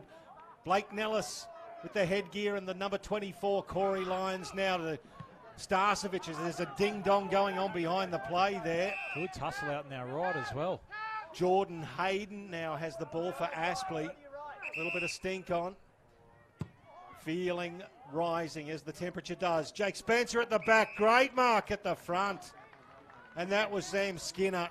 Courageous effort in front of the ruckman. He goes laterally and finds Allison. Will it bounce nicely for him? It does. He is having an afternoon, Sam Skinner. He's been super down back. Had a footy coming in very quickly a lot of the time, and he's done well to be able to combat that. Clay Beams, another one who's had a super afternoon for the Lions. He's just forward of centre wing. Pops it up the line. His target was Wooler. Beats everyone to the boundary line and will have a ball in a little bit of relaxation in what has been a frantic third term. Just shy of 25 gone. And the Hornets 6-14-50 lead the Lions 6-8-44, set up for a cracking final term. Yeah, Jacob Allison's lifted this quarter too. He's starting to get his hands on the footy. He's certainly knows this ground pretty well, being an Aspley junior, but he's been much better this quarter. 19 disposals all up now for Jacob Allison, leading the players, 23 for Keys and 20 for Corey Lyons. Ball inside 50 for the Lions. And the umpire had to adjudicate. Craven was tackling his opponent into the ground in young Darcy Marsh and just held up there. Umpire Cameron Barbro throws it up. Spencer puts it into the path of Ives, who just kept going. Done. That's what James Ives does. Beelines the ball, kicks long. Freeman, he got just probably too easily got rid of by Sam Skinner. Skinner bumps then into Dawson. Handball to Coleman. Coleman on the left foot kicks long. It's indiscriminate though. Jake Spencer can't control it. Marsh back to Allison. Allison high ball inside 50. High, wide, not handsome. Out of bounds on the full. It will be a free kick to Brad Dale in the left back pocket. Aspley holding sway, still leading by one straight goal late in the third quarter.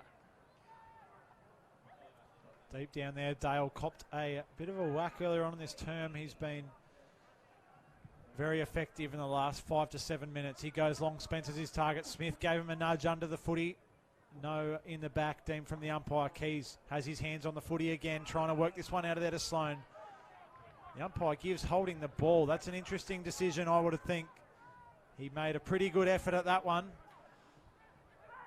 But umpire Cameron Barr deemed it wasn't good enough. They move it just down the line. Ben Warren, with football in hand, has had a stellar afternoon and a stellar season, of course, featuring in the NEFL Team of the Year with another 3 of the Aspley players. Of course, one for the Lions this afternoon in Liam Dawson. Some quality players out on this field, nevertheless. Working forward through hands now. Long inside 50. Can the mark be taken? Freeman. We've been wanting him to grab one all day, and he's gone very close there. Just hasn't been able to clunk it, Bob Batty. No, he hasn't, and full credit to Sam Skinner. He's had the big job. Frost went down with concussion early in the second quarter, and he's been moved on to Jono Freeman and blanketed him very, very well so far. Hornets by a goal. Spencer versus Smith. Smith got that one down, tries to rove it himself. Tackled by Swallow. Could have been a legal disposal. Nothing happening over the boundary line again. We'll do it all again. Just the breeze still favouring that left of screen. It had sort of tempered down a little bit, but still there. Late in the third quarter, Aspley would dearly love to get another one on the board. They've been pressing inside 50 here and holding the ball in. Spencer gets it down Giles. He can't quite pick it up. Nellis in the traffic. Craven! Craven! Jasper Craven. His first goal of the day. And what a ripper of a snap. It puts Aspley 2 goals in front late in the third quarter, Bob. And, geez, a young fella, have a look at the tribal sport replay, just injected himself. Yeah, good hands there from, I think it was Blake Nellis in that unusual number 24 that got the ball out the back of the pack. He was in a dangerous spot, threw it on the right boot. And after a very good first quarter, he's been a little bit quiet, but that will really lift him and his teammates. And it's lifted the Aspley faithful around the ground. You could hear the roar go up as it went through. And they've got a bit of a sniff in the nostrils right now, Ethan. The locals certainly getting involved from across the fence. And I'll tell you what, with this breeze to the left of screen, Aspley would be pretty happy to go into the sheds at three-quarter time, or into the huddle, I should say, with a 2-goal advantage. They work it forward again. They're just looking like they're working it out of the contest a little bit better at the moment. Freeman, a great second effort off the left boot. No issues. Jono Freeman, it's been 3 quarters coming, but he's managed to put through his second for the afternoon. A good follow-up from him is something we have been longing for in the commentary box all afternoon. He's done well to be able to pull that one back in, and off the left boot, no issues there. Have a look at the replay there, Bob. Once again, it goes inside 50. But Freeman controlled it beautifully. He's agile for a big man.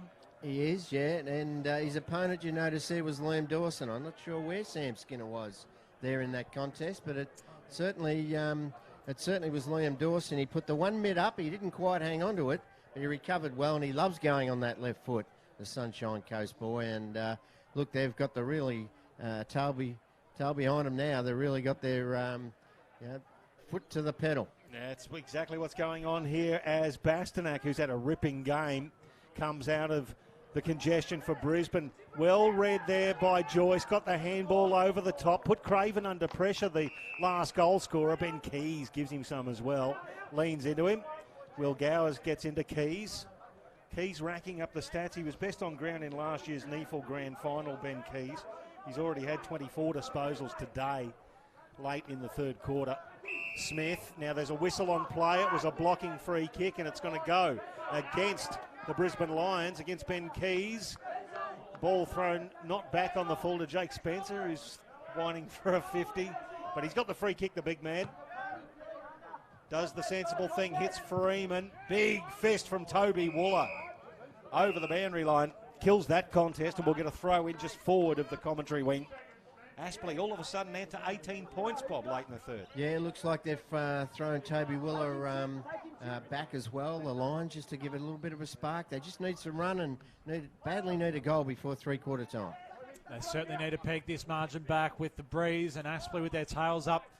The home ground advantage here at Graham Road, you would think, would play into their favour going into this final quarter of what has been a cracking elimination final. 2 very good sides throughout the 2018 home and away season. Swallow can't quite pull it down. Stackelberg wrapped up, but just handballed it forward as far as he could. Very clean hands. Feeding out to Bastanak. The kick forward. Hampton's there to probably intercept this one. Gross looks like he'll win the race, and he's got Hampton running on the outside if he wants to use him. He opts to go a little bit longer. Down the line there. Close attention by Coleman. On the back of Coughlin out there, the 2 Cs. And it's seen over the boundary line. About 70 from home from the Lions. 32 gone in this third term. You feel like they'd need one now. Yeah, as I mentioned, Mitch Hahn's thrown Toby Wooler back, across half back, and so Gavin Gross was there unattended when the ball came forward then. Oh, he will have a field day if left to be a kick behind the play by himself, will Gavin Gross, and use it to effect. There will be a throw in on the outer side. Late in the third term, Aspley 22 scoring shots to the Lions 14, so they've got that sway. They do hold it on the scoreboard as well by 3 goals. They're kicking with what breeze there is here at Graham Road in the last quarter as well. Set up nicely. Spencer to Payne. Getting better as the game goes on. Kicks it into space. Dawson lets it bounce. Shepherds it through. Then loops a handball to Coleman. Well, now it ends up with Beams. So they've got out of trouble here. Clay Beams, the skipper, looks for Corey Lyons in the middle of the ground. And he takes another fine mark. Had another good game today, Corey Lyons. Yeah, he's been a little bit quieter this term. Bastanak just ran under the footy there. Didn't judge that one well at all. As the siren sounds on 3-quarter time.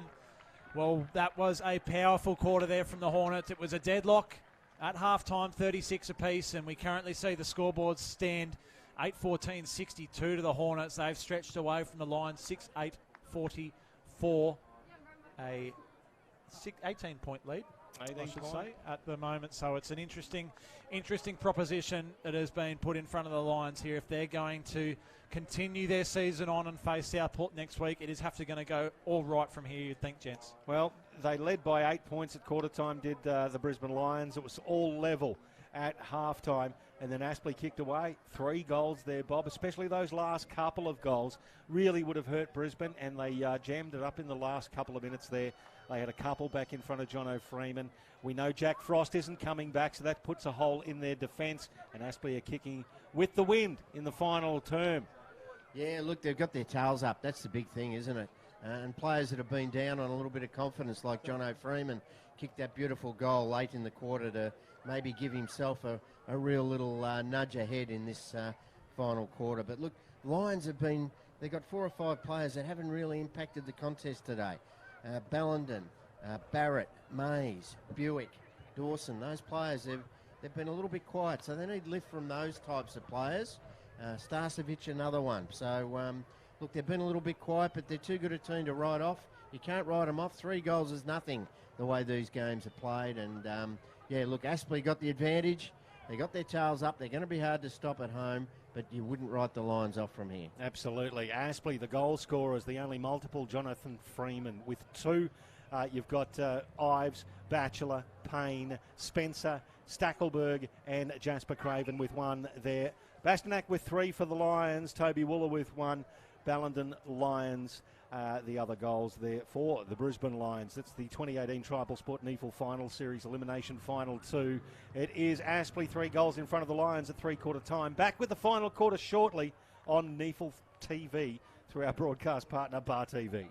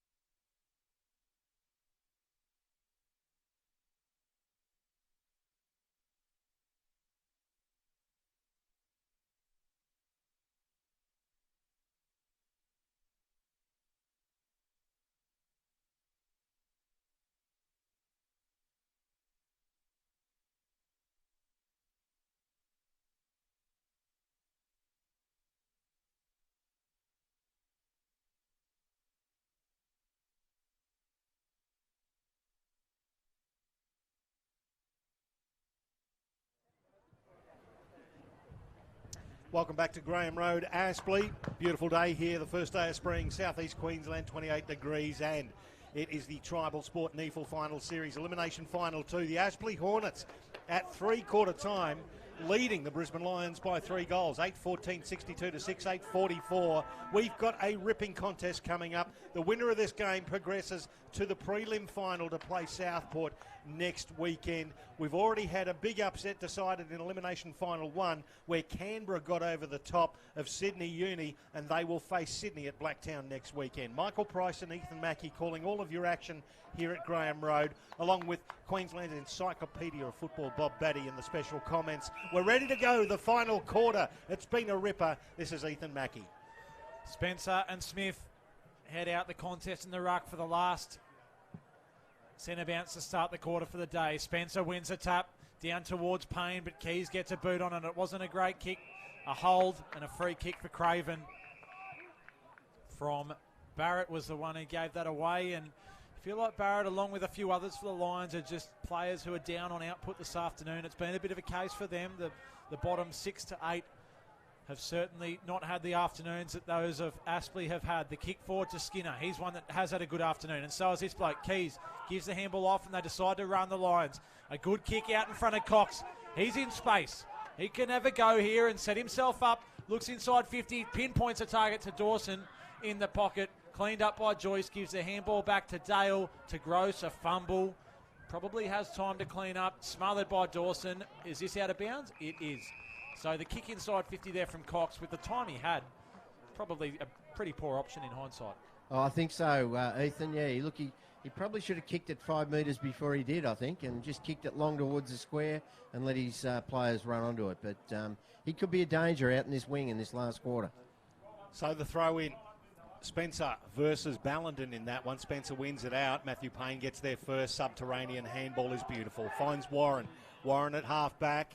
Measures the kick towards Giles. Good fisting effort from Allison. Rove by Freeman. Propels it forward. Controls the ball. Does well. Gets onto the left. It's a high ball. It's slightly ill-directed. Skinner gets back. He read it nicely. He takes it, but then plays on. Chips it forward. Puts his young teammate under pressure, and can nearly turnover inside 50. Giles. Handball now. Beardsall. He kicks the goal. Billy Beardsall puts Aspley 4 goals in front. Final term, 9-14-68. Plays 6-8-44. It is now 24 points the margin. 2 minutes gone, final term. What a ripping effort there from John Giles to get that ball away. The Tribal Sport replay shows Billy Beardsall getting the ball off Giles and banging it through, Bob Batty. Oh, yeah, look, I want to make mention of the long-haired man from Bribie Island. Played at Moreton Bay and won best and fairest, and thought he'd try his hand at NEFL footy. Well, what I've seen today, he's made the right call. I tell you what, he's been very good around the contest. He's played his role well, and that was a beautiful handball. And the goal at Aspley, dearly needed to really get their faithful up and running in this last quarter. Yeah, certainly not what the Lions wanted moving into the final stanza.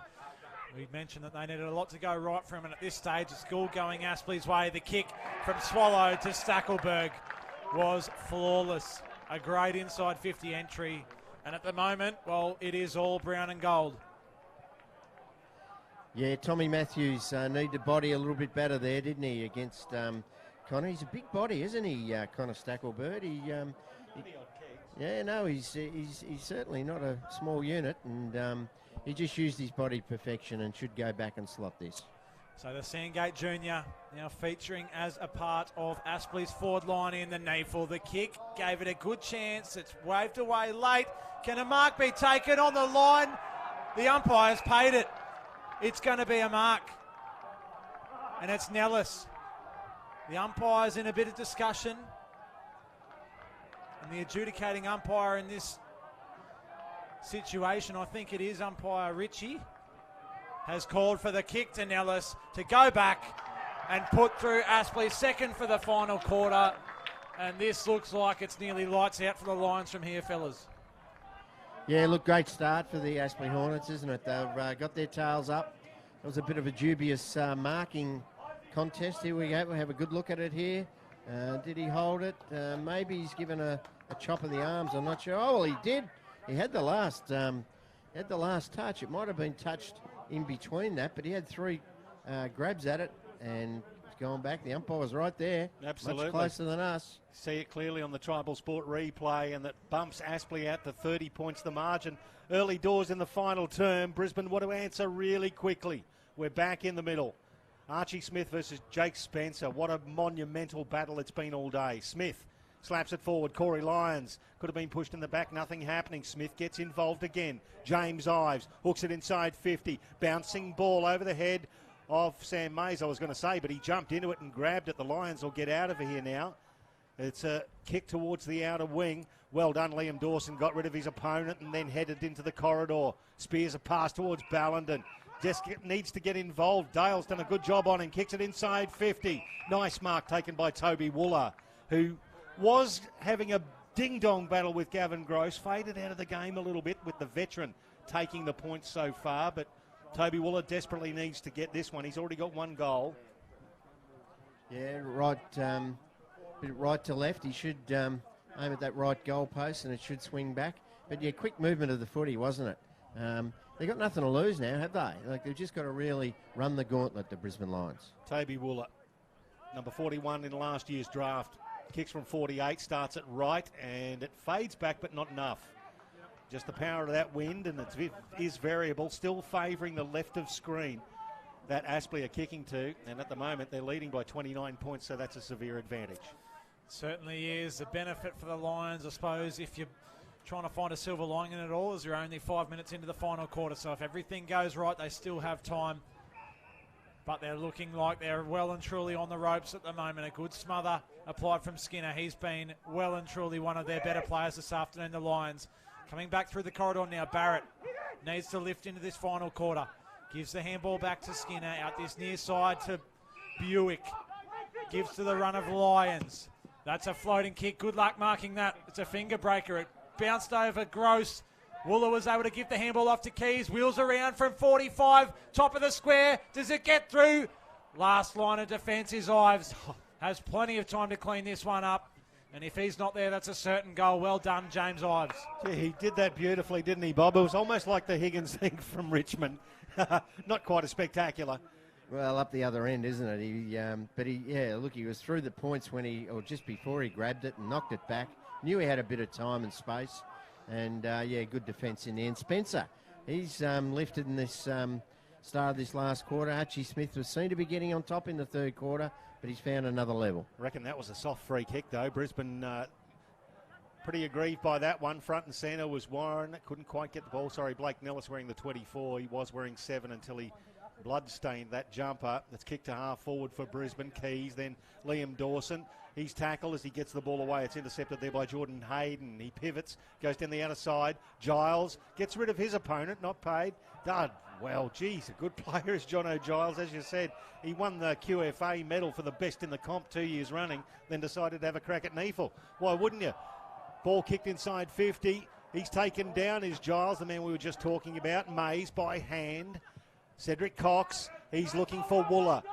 Waits it well. Gross does enough to annoy him. Wooler picks it up the outside of the shoe. Tries to put it to the advantage of Dawson. He does so. Dawson did well. Picks it up left and right. Has a ping at him. Liam Dawson. He couldn't do it from there. Hits the base of the post. What a ripping effort from the scoreboard. Forward flank. And that scoreboard sees the Lions trailing by 28 points as Aspley bring it back in. Been swung forward in this last term. Dawson, of course, a noted halfback flanker or a defender. But it's dire times at the moment for the Lions. They need something and they need it to happen quickly. You feel like they've just been absolutely cleaned up around the clearances at the start of this last term, especially the Hornets. And that's, as you were saying, Bob, really due to Spencer getting on top of Smith in the last term. They come down the line. Freeman off hands. Skinner intervened in that contest and sees it over the boundary line. So we've had 8.5, nearly 9 minutes played here at Graham Road in the final term, and the Hornets holding a commanding lead on this contest. Yeah, they've certainly got the bit between the teeth, haven't they? And Spencer, he looks ungainly, but he keeps going, doesn't he, the big fella? Effective. That's all you need to be, Bob. It's like one of those tractors that doesn't look too Too attractive. Kicks it towards half forward. Well done there by Hayden. Went into traffic, hoiked it, comes towards the commentary wing, bounces in front of the interchange gates. It sees one champion going off for another, and Swallow coming off for Payne. Now, that was paid as deliberate, was it? We've never seen a footballer make an error like that. Yeah, Probably off the side of his boot, I would have thought. one of the worst calls today, as it's kicked inside 50. Keys, front and centre, gets there to Bastanak. Bastanak under a fair bit of pressure. Beautiful handball to Jake Barrett. He should slot this, and does. From a standing start, Jakey Barrett. And that's what the Lions needed to get back into this contest after 10 minutes of the final term. Aspley leading by the 22 points. 10-14-74, play 7-10-52. What a handball there from Ryan Bastanak on the left mitt. Beautiful handball back into the corridor, and Jakey Barrett had a quiet day, but he's probably had his best quarter so far with 4 or 5 possessions at the start of this last quarter.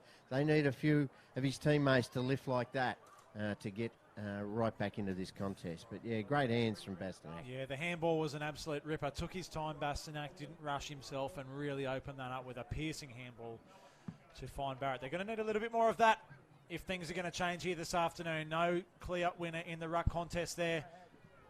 Giles trying to get his hand in on the footy. Hampton, great attack. The hands below the knees, just let him down, and it spilt straight to the Lions, who goes long inside 50. Gross interrupted. Bastanak took him on. A good tackle applied by Joyce, and he wins the free kick for holding the ball. Henry Joyce, Morningside product, been around the club for a long time now. Kicks it long. It's going to go over the boundary line. Off hands in front of the Crane guy, who's doing a beautiful job considering the wind's blowing straight at his face. We'll get a throw in on the outer side. It's Aspley leading by 22 points. Part of the Tribal Sport NEFL Final Series. We're broadcasting and streaming live through NEFL TV through our broadcast partner Bar TV. Now it's Spencer again, taps it down to MVP3 Payne, kicks it inside 50. Skinner read it, read it beautifully. Took the mark, wants to get a bit of a wriggle on, kicks it to Mays. He has to get moving. Now he's got some good skills, does Sam Mays. Hits Brandon Starcevic. Just need to get it a move on. There's nothing to lose here. They're 22 points behind. Starcevic kicks it to, it was Tommy Matthews, who was unaware that the ball was meant for him, but he woke up when they said, hey, Tommy, the ball came. He took the mark right in front of us. So Matthews, we've got a good view of this one, goes long and inside 50. Dawson flew it, got hands, but couldn't pull that one in. Dale was hot on his hammer. Bit of time for Ives to go long, a floating ball up. It's gone over everyone. And Stackelberg v. Stackelberg. We've been waiting for it all day. Quite an anticlimactic contest for the moment there. Thought that was going to be brilliant, like the brothers in the backyard as kids, but it goes over the boundary line right in front of all the Aspley fans down there. I'm sure they've had a few red cordials this afternoon and they're enjoying themselves seeing the scoreboard read as is. Jeez, that'd be a tough backyard, the Stackelberg backyard, wouldn't it? Isn't it great from the coaches to put them on each other, though? That's fantastic from Great effort. Johnny Blair and Mitch Arndt. Well done, I think Toy. they planned it. Handball over the top. Ben Warren. Long one from Ben Warren. Top of the square. Off hands. Payne! Matthew Payne!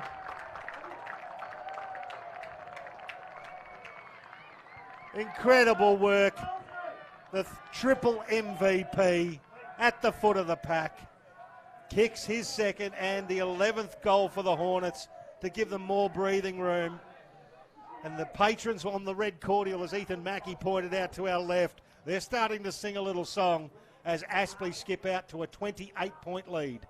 Yeah, well, look, Matthew Payne's just given a 101, I suppose. He's put on a real lesson there to Cedric Cox. Cedric got led to the footy. He pushed him round the back, then he took off the other way, went to the back of the pack, and Cedric didn't know where he went. And here he is, back of the pack and bang on the left boot. So fantastic goal, and it, as you say, really makes it difficult for the Brisbane Lions. Yeah, tricky now for them. It's a tough proposition. The Lions out of the clearance. Buick with the footy, danced inside and got around Ives. Turned him inside out, a long ball in. A good fly at the footy there. Couldn't quite bring that one down, Ballenden. The kick out the near side. Ives, Buick hot on his hammer. And And it's seen over the boundary line. A 28-point lead to the Hornets, 14 minutes into the final term. And it looks like the Lions, well, they've realising themselves that this is probably a bit more than they can chew off at this stage. Well, they've got 15 odd minutes to prove otherwise. And as the game gets longer, Matthew Payne now up to 22 disposals and 2 goals. And Swallow, who has, I suppose, been carrying at least one player on his back all day. A couple of the Lions players tag teaming him with a tag there at one stage. But we look at the role of Matthew Payne, and Andrew Swallow today has been monumental for the Hornets. Keys, who's had another very good game, gives the handball over to Coleman. Inside 50 for the Lions. It goes over the heads of all, and it's Ballenden versus Gross. Picked up there by Corey Lyons. He can't quite get it out. There's Matthew Payne, ends up with the ball. There's a shock for you. Over the boundary line, you'll get a throw in front of the Aspley change rooms. Don't they love it when Payne bobs up last with the ball? Yeah, look, as you mentioned in the first quarter, if he gets up 15 times with the ball when the umpire crosses his arms for a ball up, that'll be about average, I reckon, per day. He certainly gets his head over it, and he's very well loved around this part of Brisbane. Hunting the footy there is Gross. He's been at it all day. Gives to Ives on the outside for the run. The kick to Nellis just over his head, but Hampton's away if he can find him. Gee, you could have given the handball, and Hampton had a paddock in front of him. Puts it forward to Batchelor. Tries to pick up below his knees and is fumbled out of bounds over the boundary line. We would have liked to have seen that one end up in Hampton's lap. I think he probably would have backed himself to put it under the wing and have a run. Yeah, would have been off to the races. Jacob Allison need to be stronger there in that marking contest and get the ball to the front of the pack, not the back. Throw in right half forward. Smith double hands it down. Barrett, handball to Clay Beams. Beams, indiscriminate handball. Coleman, who's been quite useful today, lets loose the ball as soon as I give him a wrap. Beardsall, he kicks it, half smothered. Swallow, it's coming back. No, Payne. He didn't do it again, did he? No, he did. Oh, one behind. Sorry, I've got a bit of a man-love thing going for Matthew Payne. MVP 3. He's one of the great accumulators of the Sharon playing NEFL football. And they've stepped over the line here, and you can hear the clubhouse, the Aspley clubhouse left of screen. They are going bananas. So it's going to be a ball up at the top of the goal square. Sam Skinner infringing. 17 gone last quarter here, and Aspley leading by 29 points. There's less noise from the Aspley coaches box just to our right too, Bob. Yeah, look, it's never over till the fat lady sings, but they've certainly got the advantage at the moment, and it's hard to see Brisbane come back from here.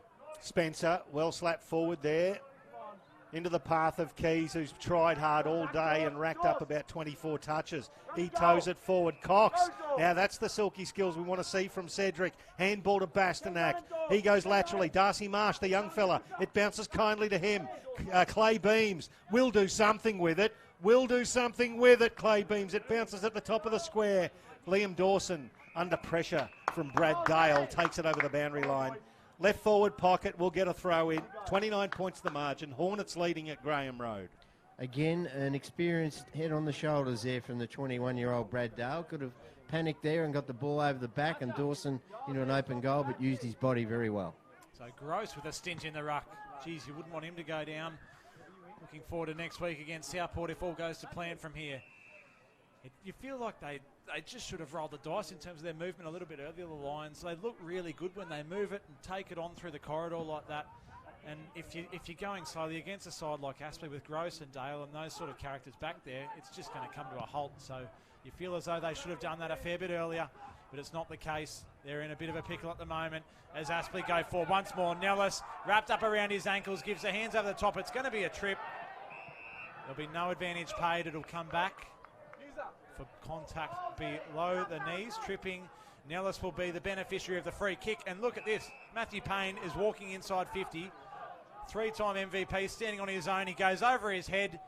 The kick to Freeman cut off. Well done by Keneally. He's a good young player as Keneally, and he bites off a little bit more there. Buick gets the 1-2 with Barrett. So Rowan Buick, the left footer, kicks it straight down the guts. Nicely taken there by Brad Dale, has grown as the game has moved on. Kicks it to Matthew Payne. Just going to get rid of the word Sharon and put Payne on it. As he kicks it inside 50, Jake Barrett takes a good mark for Brisbane. Toes it forward to Corey Lyons, who I think is an absolute pearler of a footballer. Kicks it straight down the middle. Cedric Cox, who will develop into a pearler of a footballer. Yeah, I think so. He's got the silky skills, just needs a bit more consistency as Allison goes bang. He does. He loves it. Jacob Dawson, at the back. Calling him the wrong Dawson. There you go. Jacob Dawson's on But holiday. He'll probably be in Thailand by I was now, about to I say, the Gold Coast still had Jacob Dawson. Liam Dawson at the back of the pack. Now Ben Warren in front of the scoreboard. 28 points of margin, Ethan. It is. It's a tough ask here for the Lions. Buick Flyers couldn't quite take the grab. Aspley just following up, and they've just had numbers around the contest all day. In and under, they've been pivotal. And on the outside, they've just turned Brisbane inside out. A scrimmage on that forward flank. It's seen over the boundary line. The umpire calls for the ball in as the Shadows peer across the ground here at the home of the Hornets, Graham Road, as we tick over 20 minutes gone in the final term, and the Hornets, they're holding a commanding lead. I'll tell you what I haven't noticed is not one player's gone down with any sort of fitness problems. It's great from the coaches and of the two clubs to have them this fit. Yeah, they've had a couple of good runs in, haven't they? Good young footballer is this Kadeem Coleman. Moved the ball on nicely. He's got some skills. Turns over at this stage. Gross on the left foot. Kicks long. Big fly! Jono Freeman. He's finally clunked one for you, Bob Batty. 25 metres out directly in front. And as Kanga loves to say, Jono Freeman loves nothing better than kicking goals or doing those arm curls down at Noosa Beach in front of the ladies. Well, he can certainly, if he kicks this one, I'm sure the Aspley faithful will get some dumbbells for him to go and do a bit of that Noosa work up there on the beach. But look, he's been well held today. Skinner feels sorry for him there. He's been a great player for him all day. So Freeman comes in, bangs the ball through for his third goal. And that is all she wrote for the Brisbane Lions for season 2018 in the NEFL. Aspley, 12-15-87. The Lions, 7-11-53. It is now 34 points the margin. You see on the Tribal Sport replay, Gavin Gross, the long kick, dangerous. You see Freeman rise above the pack, but it was sitting on Skinner's head. He had the sit, didn't he? Yeah, he did. And look, Skinner's just worked so hard too. He was in a contest over here on the wing just prior to that and really working hard and just outnumbered. And out-jumped there by Jono Freeman. That'll give him some confidence for next week against Southport Sharks. Benny Warren comes for a spell to the pine, looking pretty sore. I think he might just be sucking them in after a big afternoon. We thought it was going to be a fair bit of a battle with the heat through that first half and the dust around this part of Brisbane, but players, to their credit, have been able to run out this second half pretty well. Ball goes forward for the Lions, but only a shallow entry inside 50. Keys follows up really well. He has been super all day, and that is a fantastic kick. Finds Bastanak, plays on, and he has dragged that. Not a great effort. Did not settle himself one bit. The pressure from Arnold came from his right, and that one was across the face. So all just a bit of a holding pattern at the moment. This game clearly in Aspley's favour. And they'll be the ones that will face off against the Southport Sharks minor premier next week. And they're not finished yet, though, Ethan. Chipping forward. Reese Toy on the outer side. Handball now. Will Gowers, very improved footballer, kicks inside 50, all on his own. Some Brandon Batchelor couldn't hold it. Payne can. Payne roves. Payne goals. Payne goals. Aspley through to next week. And Matthew Payne with his third goal. Just when you thought everybody else on the ground had put their hands up and said, I've had more touches, I've kicked more goals, Matthew Payne bobs up with his third, and he also bobs up with his 25th disposal to top the charts. And just comes off for a bit of a spell too, as he's big smile on his dial as he comes across the boundary line, high-fiving his teammates and officials on the boundary there. So, look, a great reward for a great player. Look, you can't, I know, Michael, you've got a bit of a man crush on him, but no wonder. NEFL MVP 2014, 16, 18. He doesn't like the odd years. And Grogan medal back in 2011. What a player. Been a superstar for Aspley over a number of years as Matty Payne. You just expect him to pop up in a contest like this. It's all on the line, sudden death, and he just does his thing. Doing his thing now is Batchelor off the left boot. No pressure applied on him on that kick, but he couldn't put that one through. This will be a shame for the Brisbane Lions to let this blow out now. It is 24 and a half minutes gone. Young side, season over, but they've really bedded in and had a red-hot crack today, and you'd really hate to see it blow out by a huger margin as Swallow gets the ball back now to Coughlin, and player from Maine, a couple of premierships as well, kicks it inside or just outside forward 50 to right half forward. It beats Blake Nellis over the boundary line. We'll get a throw in. It's now 40 points though, Bob, and it hit that quickly. 29 scoring shots to 19 as well. Look, they've been clearly the better side since probably about the 15-20 minute mark of the first quarter, and full credit to the Aspley players the way they've run this game out. Corey Lyons, one of the finer players for Brisbane today, kicks it inside the centre square. Jack Stanley does beautifully. Pivots out of trouble. His handball cut off there by Jake Barrett. His handball again cut off by Ives. He's got plenty of time. Hooks it back around. Finds Jono Giles. He has had a good game too, Jono Giles, and he's a big unit. 90 kilos as well. Been in the gym for a fair bit. At the back, the Stackelberg got into the back of his opponent.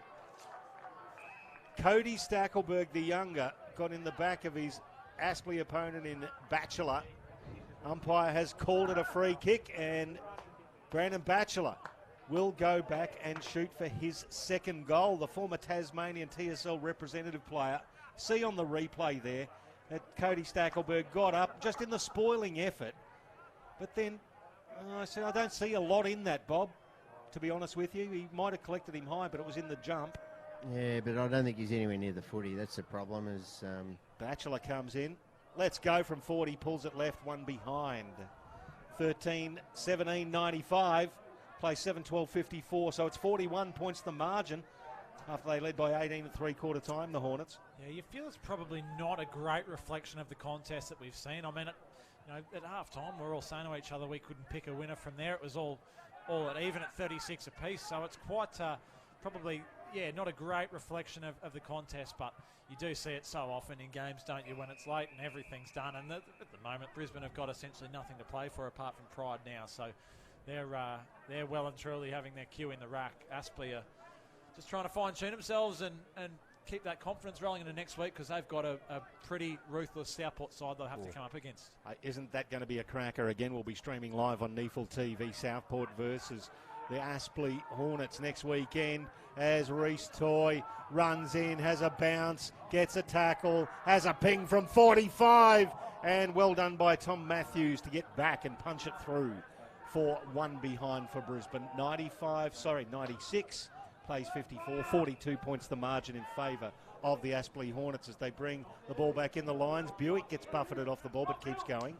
Good contest there, Swallow and Buick, two AFL-built bodies. That was a cracker. Hampton, a piercing ball inside 50. Is this the man? It's Nellis. I thought it was Freeman out there. I was thinking he was catching a dumbbell and not a Sharon footy after the way you blokes carried on about his antics up at Noosa, but it's Nellis. He'll come in. He'll have to kick from about 45. He's got all the supporters in front, or beside him, I should say. It looks like he's probably kicked it to them by the seams of things. Always out to the left. Never gave that one a chance.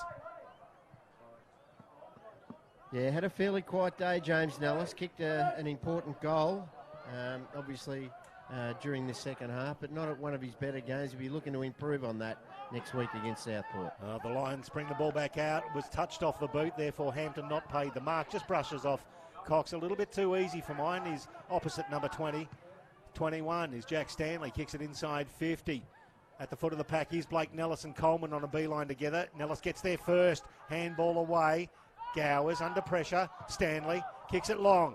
Oh, it's going to advantage Nellis. No. Sam Mays read it beautifully. Took the defensive mark. And he hits Buick. Buick deep in that halfback flank pocket. Nellis just got himself in a bit of an awkward position for that contest. Did not read that one at all. Buick with a high ball up the line. Dawson and Dale fly. And Dale cleans up any chance of a mark then to the Lions. Liam Dawson sporting. He's got his probably a late 80s haircut on there. Got the mullet going, does Liam Dawson. All business at the top and party at the back for Liam Dawson. Don't worry about that. Throw in.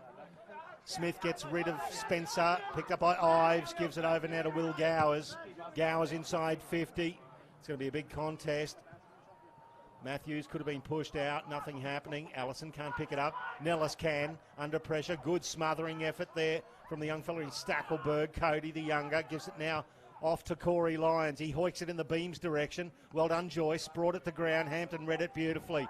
Kept going. Chipped it to the outer wing. Jack Stanley getting more involved as the game has gone on. Kicks it inside 50. That's delightful.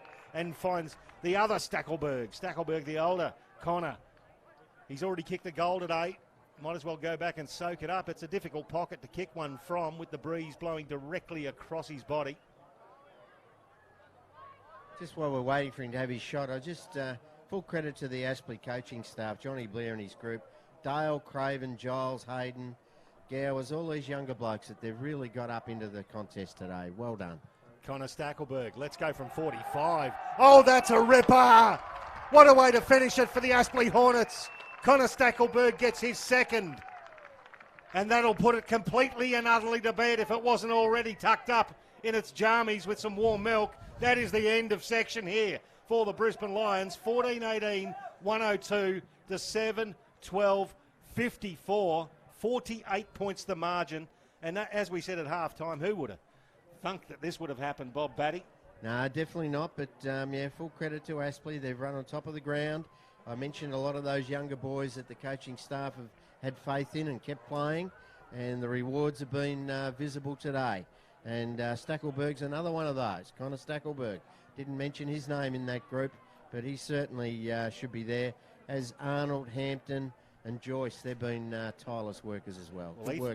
Ethan called it earlier. Needed to get Hampton involved. Has been involved and been a big difference. He's been super in this second half. His run and dash off halfback has really opened up the ground for Aspley, and their inside 50 efficiency has been a whole lot better, purely due to his run coming out of the defensive half. This footy tucked up inside 50 for the Lions. A rare inside 50 opportunity for them in the back end of this fourth term. It's been all up, all to the left-hand side of screen, all down the Aspley supporters' end. They've had a lot to like in this last quarter, and it'll be a mouth-watering contest next week between the minor premiers and this Aspley side that just keeps on keeping on in season 2018. Yeah, it's been a disappointing final quarter for the Lions. Only 1-4. Aspley with 6 goals for in the final quarter. It's kicked inside 50 for the Lions. Here's Hampton again, had a ripping second half. What a tackle by Cox, though. Slapped forward by Jack Stanley towards the boundary line. Barrett just picks it up casually. It gets smothered. Well done. Aspley defence are going to chip it out of here. Jono Freeman in front of Mays takes a good strong mark and/or gets a free kick for high contact from umpire Brett Ritchie. And there's the siren. The Graham Road faithful have ridden home the Aspley Hornets in Elimination Final 2. They have won by 48 points after leading by 18 at three-quarter time. Scores were level at half-time. The Lions led by 8 points at quarter time. But the Hornets have stormed home in this Elimination Final, and they will face Southport next week in a mouth-watering contest. The other final already sorted out.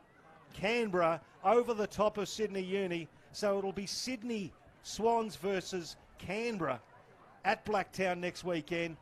And it's on the Gold Coast. It'll be Southport versus Aspley. What a pair of preliminary finals to get us going into the NEFL Grand Final. Ethan Mackey, what a game it's been today. Yeah, it's been an absolute beauty. We were treated to a cracking contest through that first half, and we were sitting here at halftime, you know, scratching our heads thinking who was going to come out on top here. And it's just been Aspley around that contest. The usual suspects in Spencer and Payne, their combination through that second half. It's been fantastic all year, as we know, but they just worked in synchronisation through that second half. Warren got on top. And their guys, as you just touched on earlier, Bob, they're younger guys getting involved and really getting their hands on the footy. I think that's where the massive difference was in that second half, is that the bottom 6 to 8 of Aspley certainly pulled their weight, whereas there were a lot of guys who didn't have a massive contribution in the Lions jersey today. Yeah, no doubt at all, Ethan. I think that sums it up well. And in the end, it was 10 goals to 2 in the second half. So it's a complete massacre in the end in the last quarter. But look, it wasn't that all day, was it? You still thought the Brisbane Lions were a rough chance at three-quarter time, even though they were 3 goals down. But Aspley really finished the game off, full of running. As you said, it wasn't there, apart from Matty Payne, who's always there and gets lots of the footy, it was there also Rens. Well, I can't call them also Rens. They're players that probably haven't got as much notoriety, if you like, over the season, have really put their hand up today for Aspley. They really batted deep. They had winners all over the ground, but it was that contested footy. That's where they won it, I believe. Around the packs, contested footy, and they outran the Lions in the end. And look, a bit disappointing for the Lions to finish like that. They've won nine, I think, in a row. Haven't lost a game come finals time. But look, apart from a few players that really put their hands up, I thought Lyons and Skinner were fantastic. Archie Smith tried hard. Cedric Cox, Jacob Ellison tried hard. Bastanak was important for them. But look, after Jack Frost went off the ground, they lacked a little bit of depth of talent, I thought, today, the Brisbane Lions. And it was full credit to the Aspley Hornets. John Blair and their coaching staff walking off now. They'll feel very, very, very, very happy with the way things unfolded this afternoon. It's exactly the way they would have wanted it to play out as they go into their club rooms and the crowd greets them as we see these scenes at Graham Road, Aspley. It's a beautiful day for football. The crowd's onto the field kicking the ball, and you can see the beautiful sunshine as it goes through the Tribal Sport NEFL Final Series. That is Elimination Final 2 done and dusted. Your goal scorers for the day. Well, top goal scorer for Aspley, Matthew Payne with 3-2. Jonathan Freeman with 3. Stackelberg got 2. That's Connor. Brandon Batchelor, he got himself 1. Billy Beardsall got 1. Spencer Nellis, James Ives and Jasper Craven with 1. For the Brisbane Lions, Bastanak had 3. Toby Wooler got the 1. Ballenden 1. Lions 1. Jakey Barrett, Jad 1. And that was it for them. As far as the disposals go, we said it all day, but the players that we expected to get those disposals, your Keys bobbed up with 32. He's a ball magnet. Corey Lyons, he was good all day with 30. Bastanak with 27 and 3 goals. Matthew Payne, he was going quietly by his standards, ended up with 25 disposals and 3 goals. Ben Warren jumped up and got his 25. But I thought one of the really underrated games from the other midfielder, Jono Giles, grabbed himself 20 touches as well. But Andrew Swallow, who wore 2 taggers, at least at one time at some stages, ended up with 20 touches, but he got 8 tackles. That's how you get away from a tagger. Dane Zorko, take note. Start getting offensive. Tackle yourself into the ground. And you saw 224 games of AFL experience, 3 BNFs with North Melbourne, exactly how to break a tag. 20 disposals. Did he set the world on fire? No. But did he allow others like Payne to get off the chain? Yes, he did. He did. And also Reece Toy could be put in that situation. Absolutely. 16 touches for Reece Toy as well, and James Ives. And he probably had a dozen tackles as well. So, look, they were good all over the ground, as you both said. They were deserved winners today. They had contributors on every line, whereas the Lions, I think, as you mentioned, Ethan, they fell away down the bottom. Their academy players weren't overawed, but at the same time they made mistakes throughout the day. Didn't quite really match the endeavour of the Aspley Hornets players, and look, just fell away a bit. And look, full credit to some of those Lions. Like, some of them probably played their last game of footy for the Brisbane Lions, but they've had great careers. Let's hope that the younger players, you mentioned young Wooler, you mentioned also Ballenden. Ballenden was quiet today, but they're the sort of players, Skinner, Lions, they're the ones that they really need to go to another level next year. So well done to those that don't come back from the Brisbane Lions and have finished their career. Well done on a great effort, especially in the NEFL season as well as their AFL games. Absolutely. And the Lions losing their first ever final. That is 10 they've played now, and their first loss. Ethan Mackey, thanks very much for your contribution today, mate. Great calling with you. Appreciate it. Thank you, gents. It's been a great afternoon, and certainly looking forward to Well, looking forward to Aspley kicking on next week. I'm just thinking about the midfield battle there and how good that's going to be with the likes of Clayton and Boston going up against your Pains and Swallows. It's going to be a ripping contest. So. Absolutely. Looking forward to those two finals next week. And the great man, Bob Batty, once again, thanks for your special comments. Nobody else can provide them like you can. Been a pleasure and a great game of footy. Thank you. Not a problem in the world. Michael Price on behalf of the great man and Ethan for the Tribal Sport NEFL Finals Series Elimination Final 2. It is Aspley who have defeated the Brisbane Lions by 48 points. Thanks very much to our broadcast partner Bar TV and our sponsors Elastoplast. And we'll catch you next week for the two big finals on NEFL TV.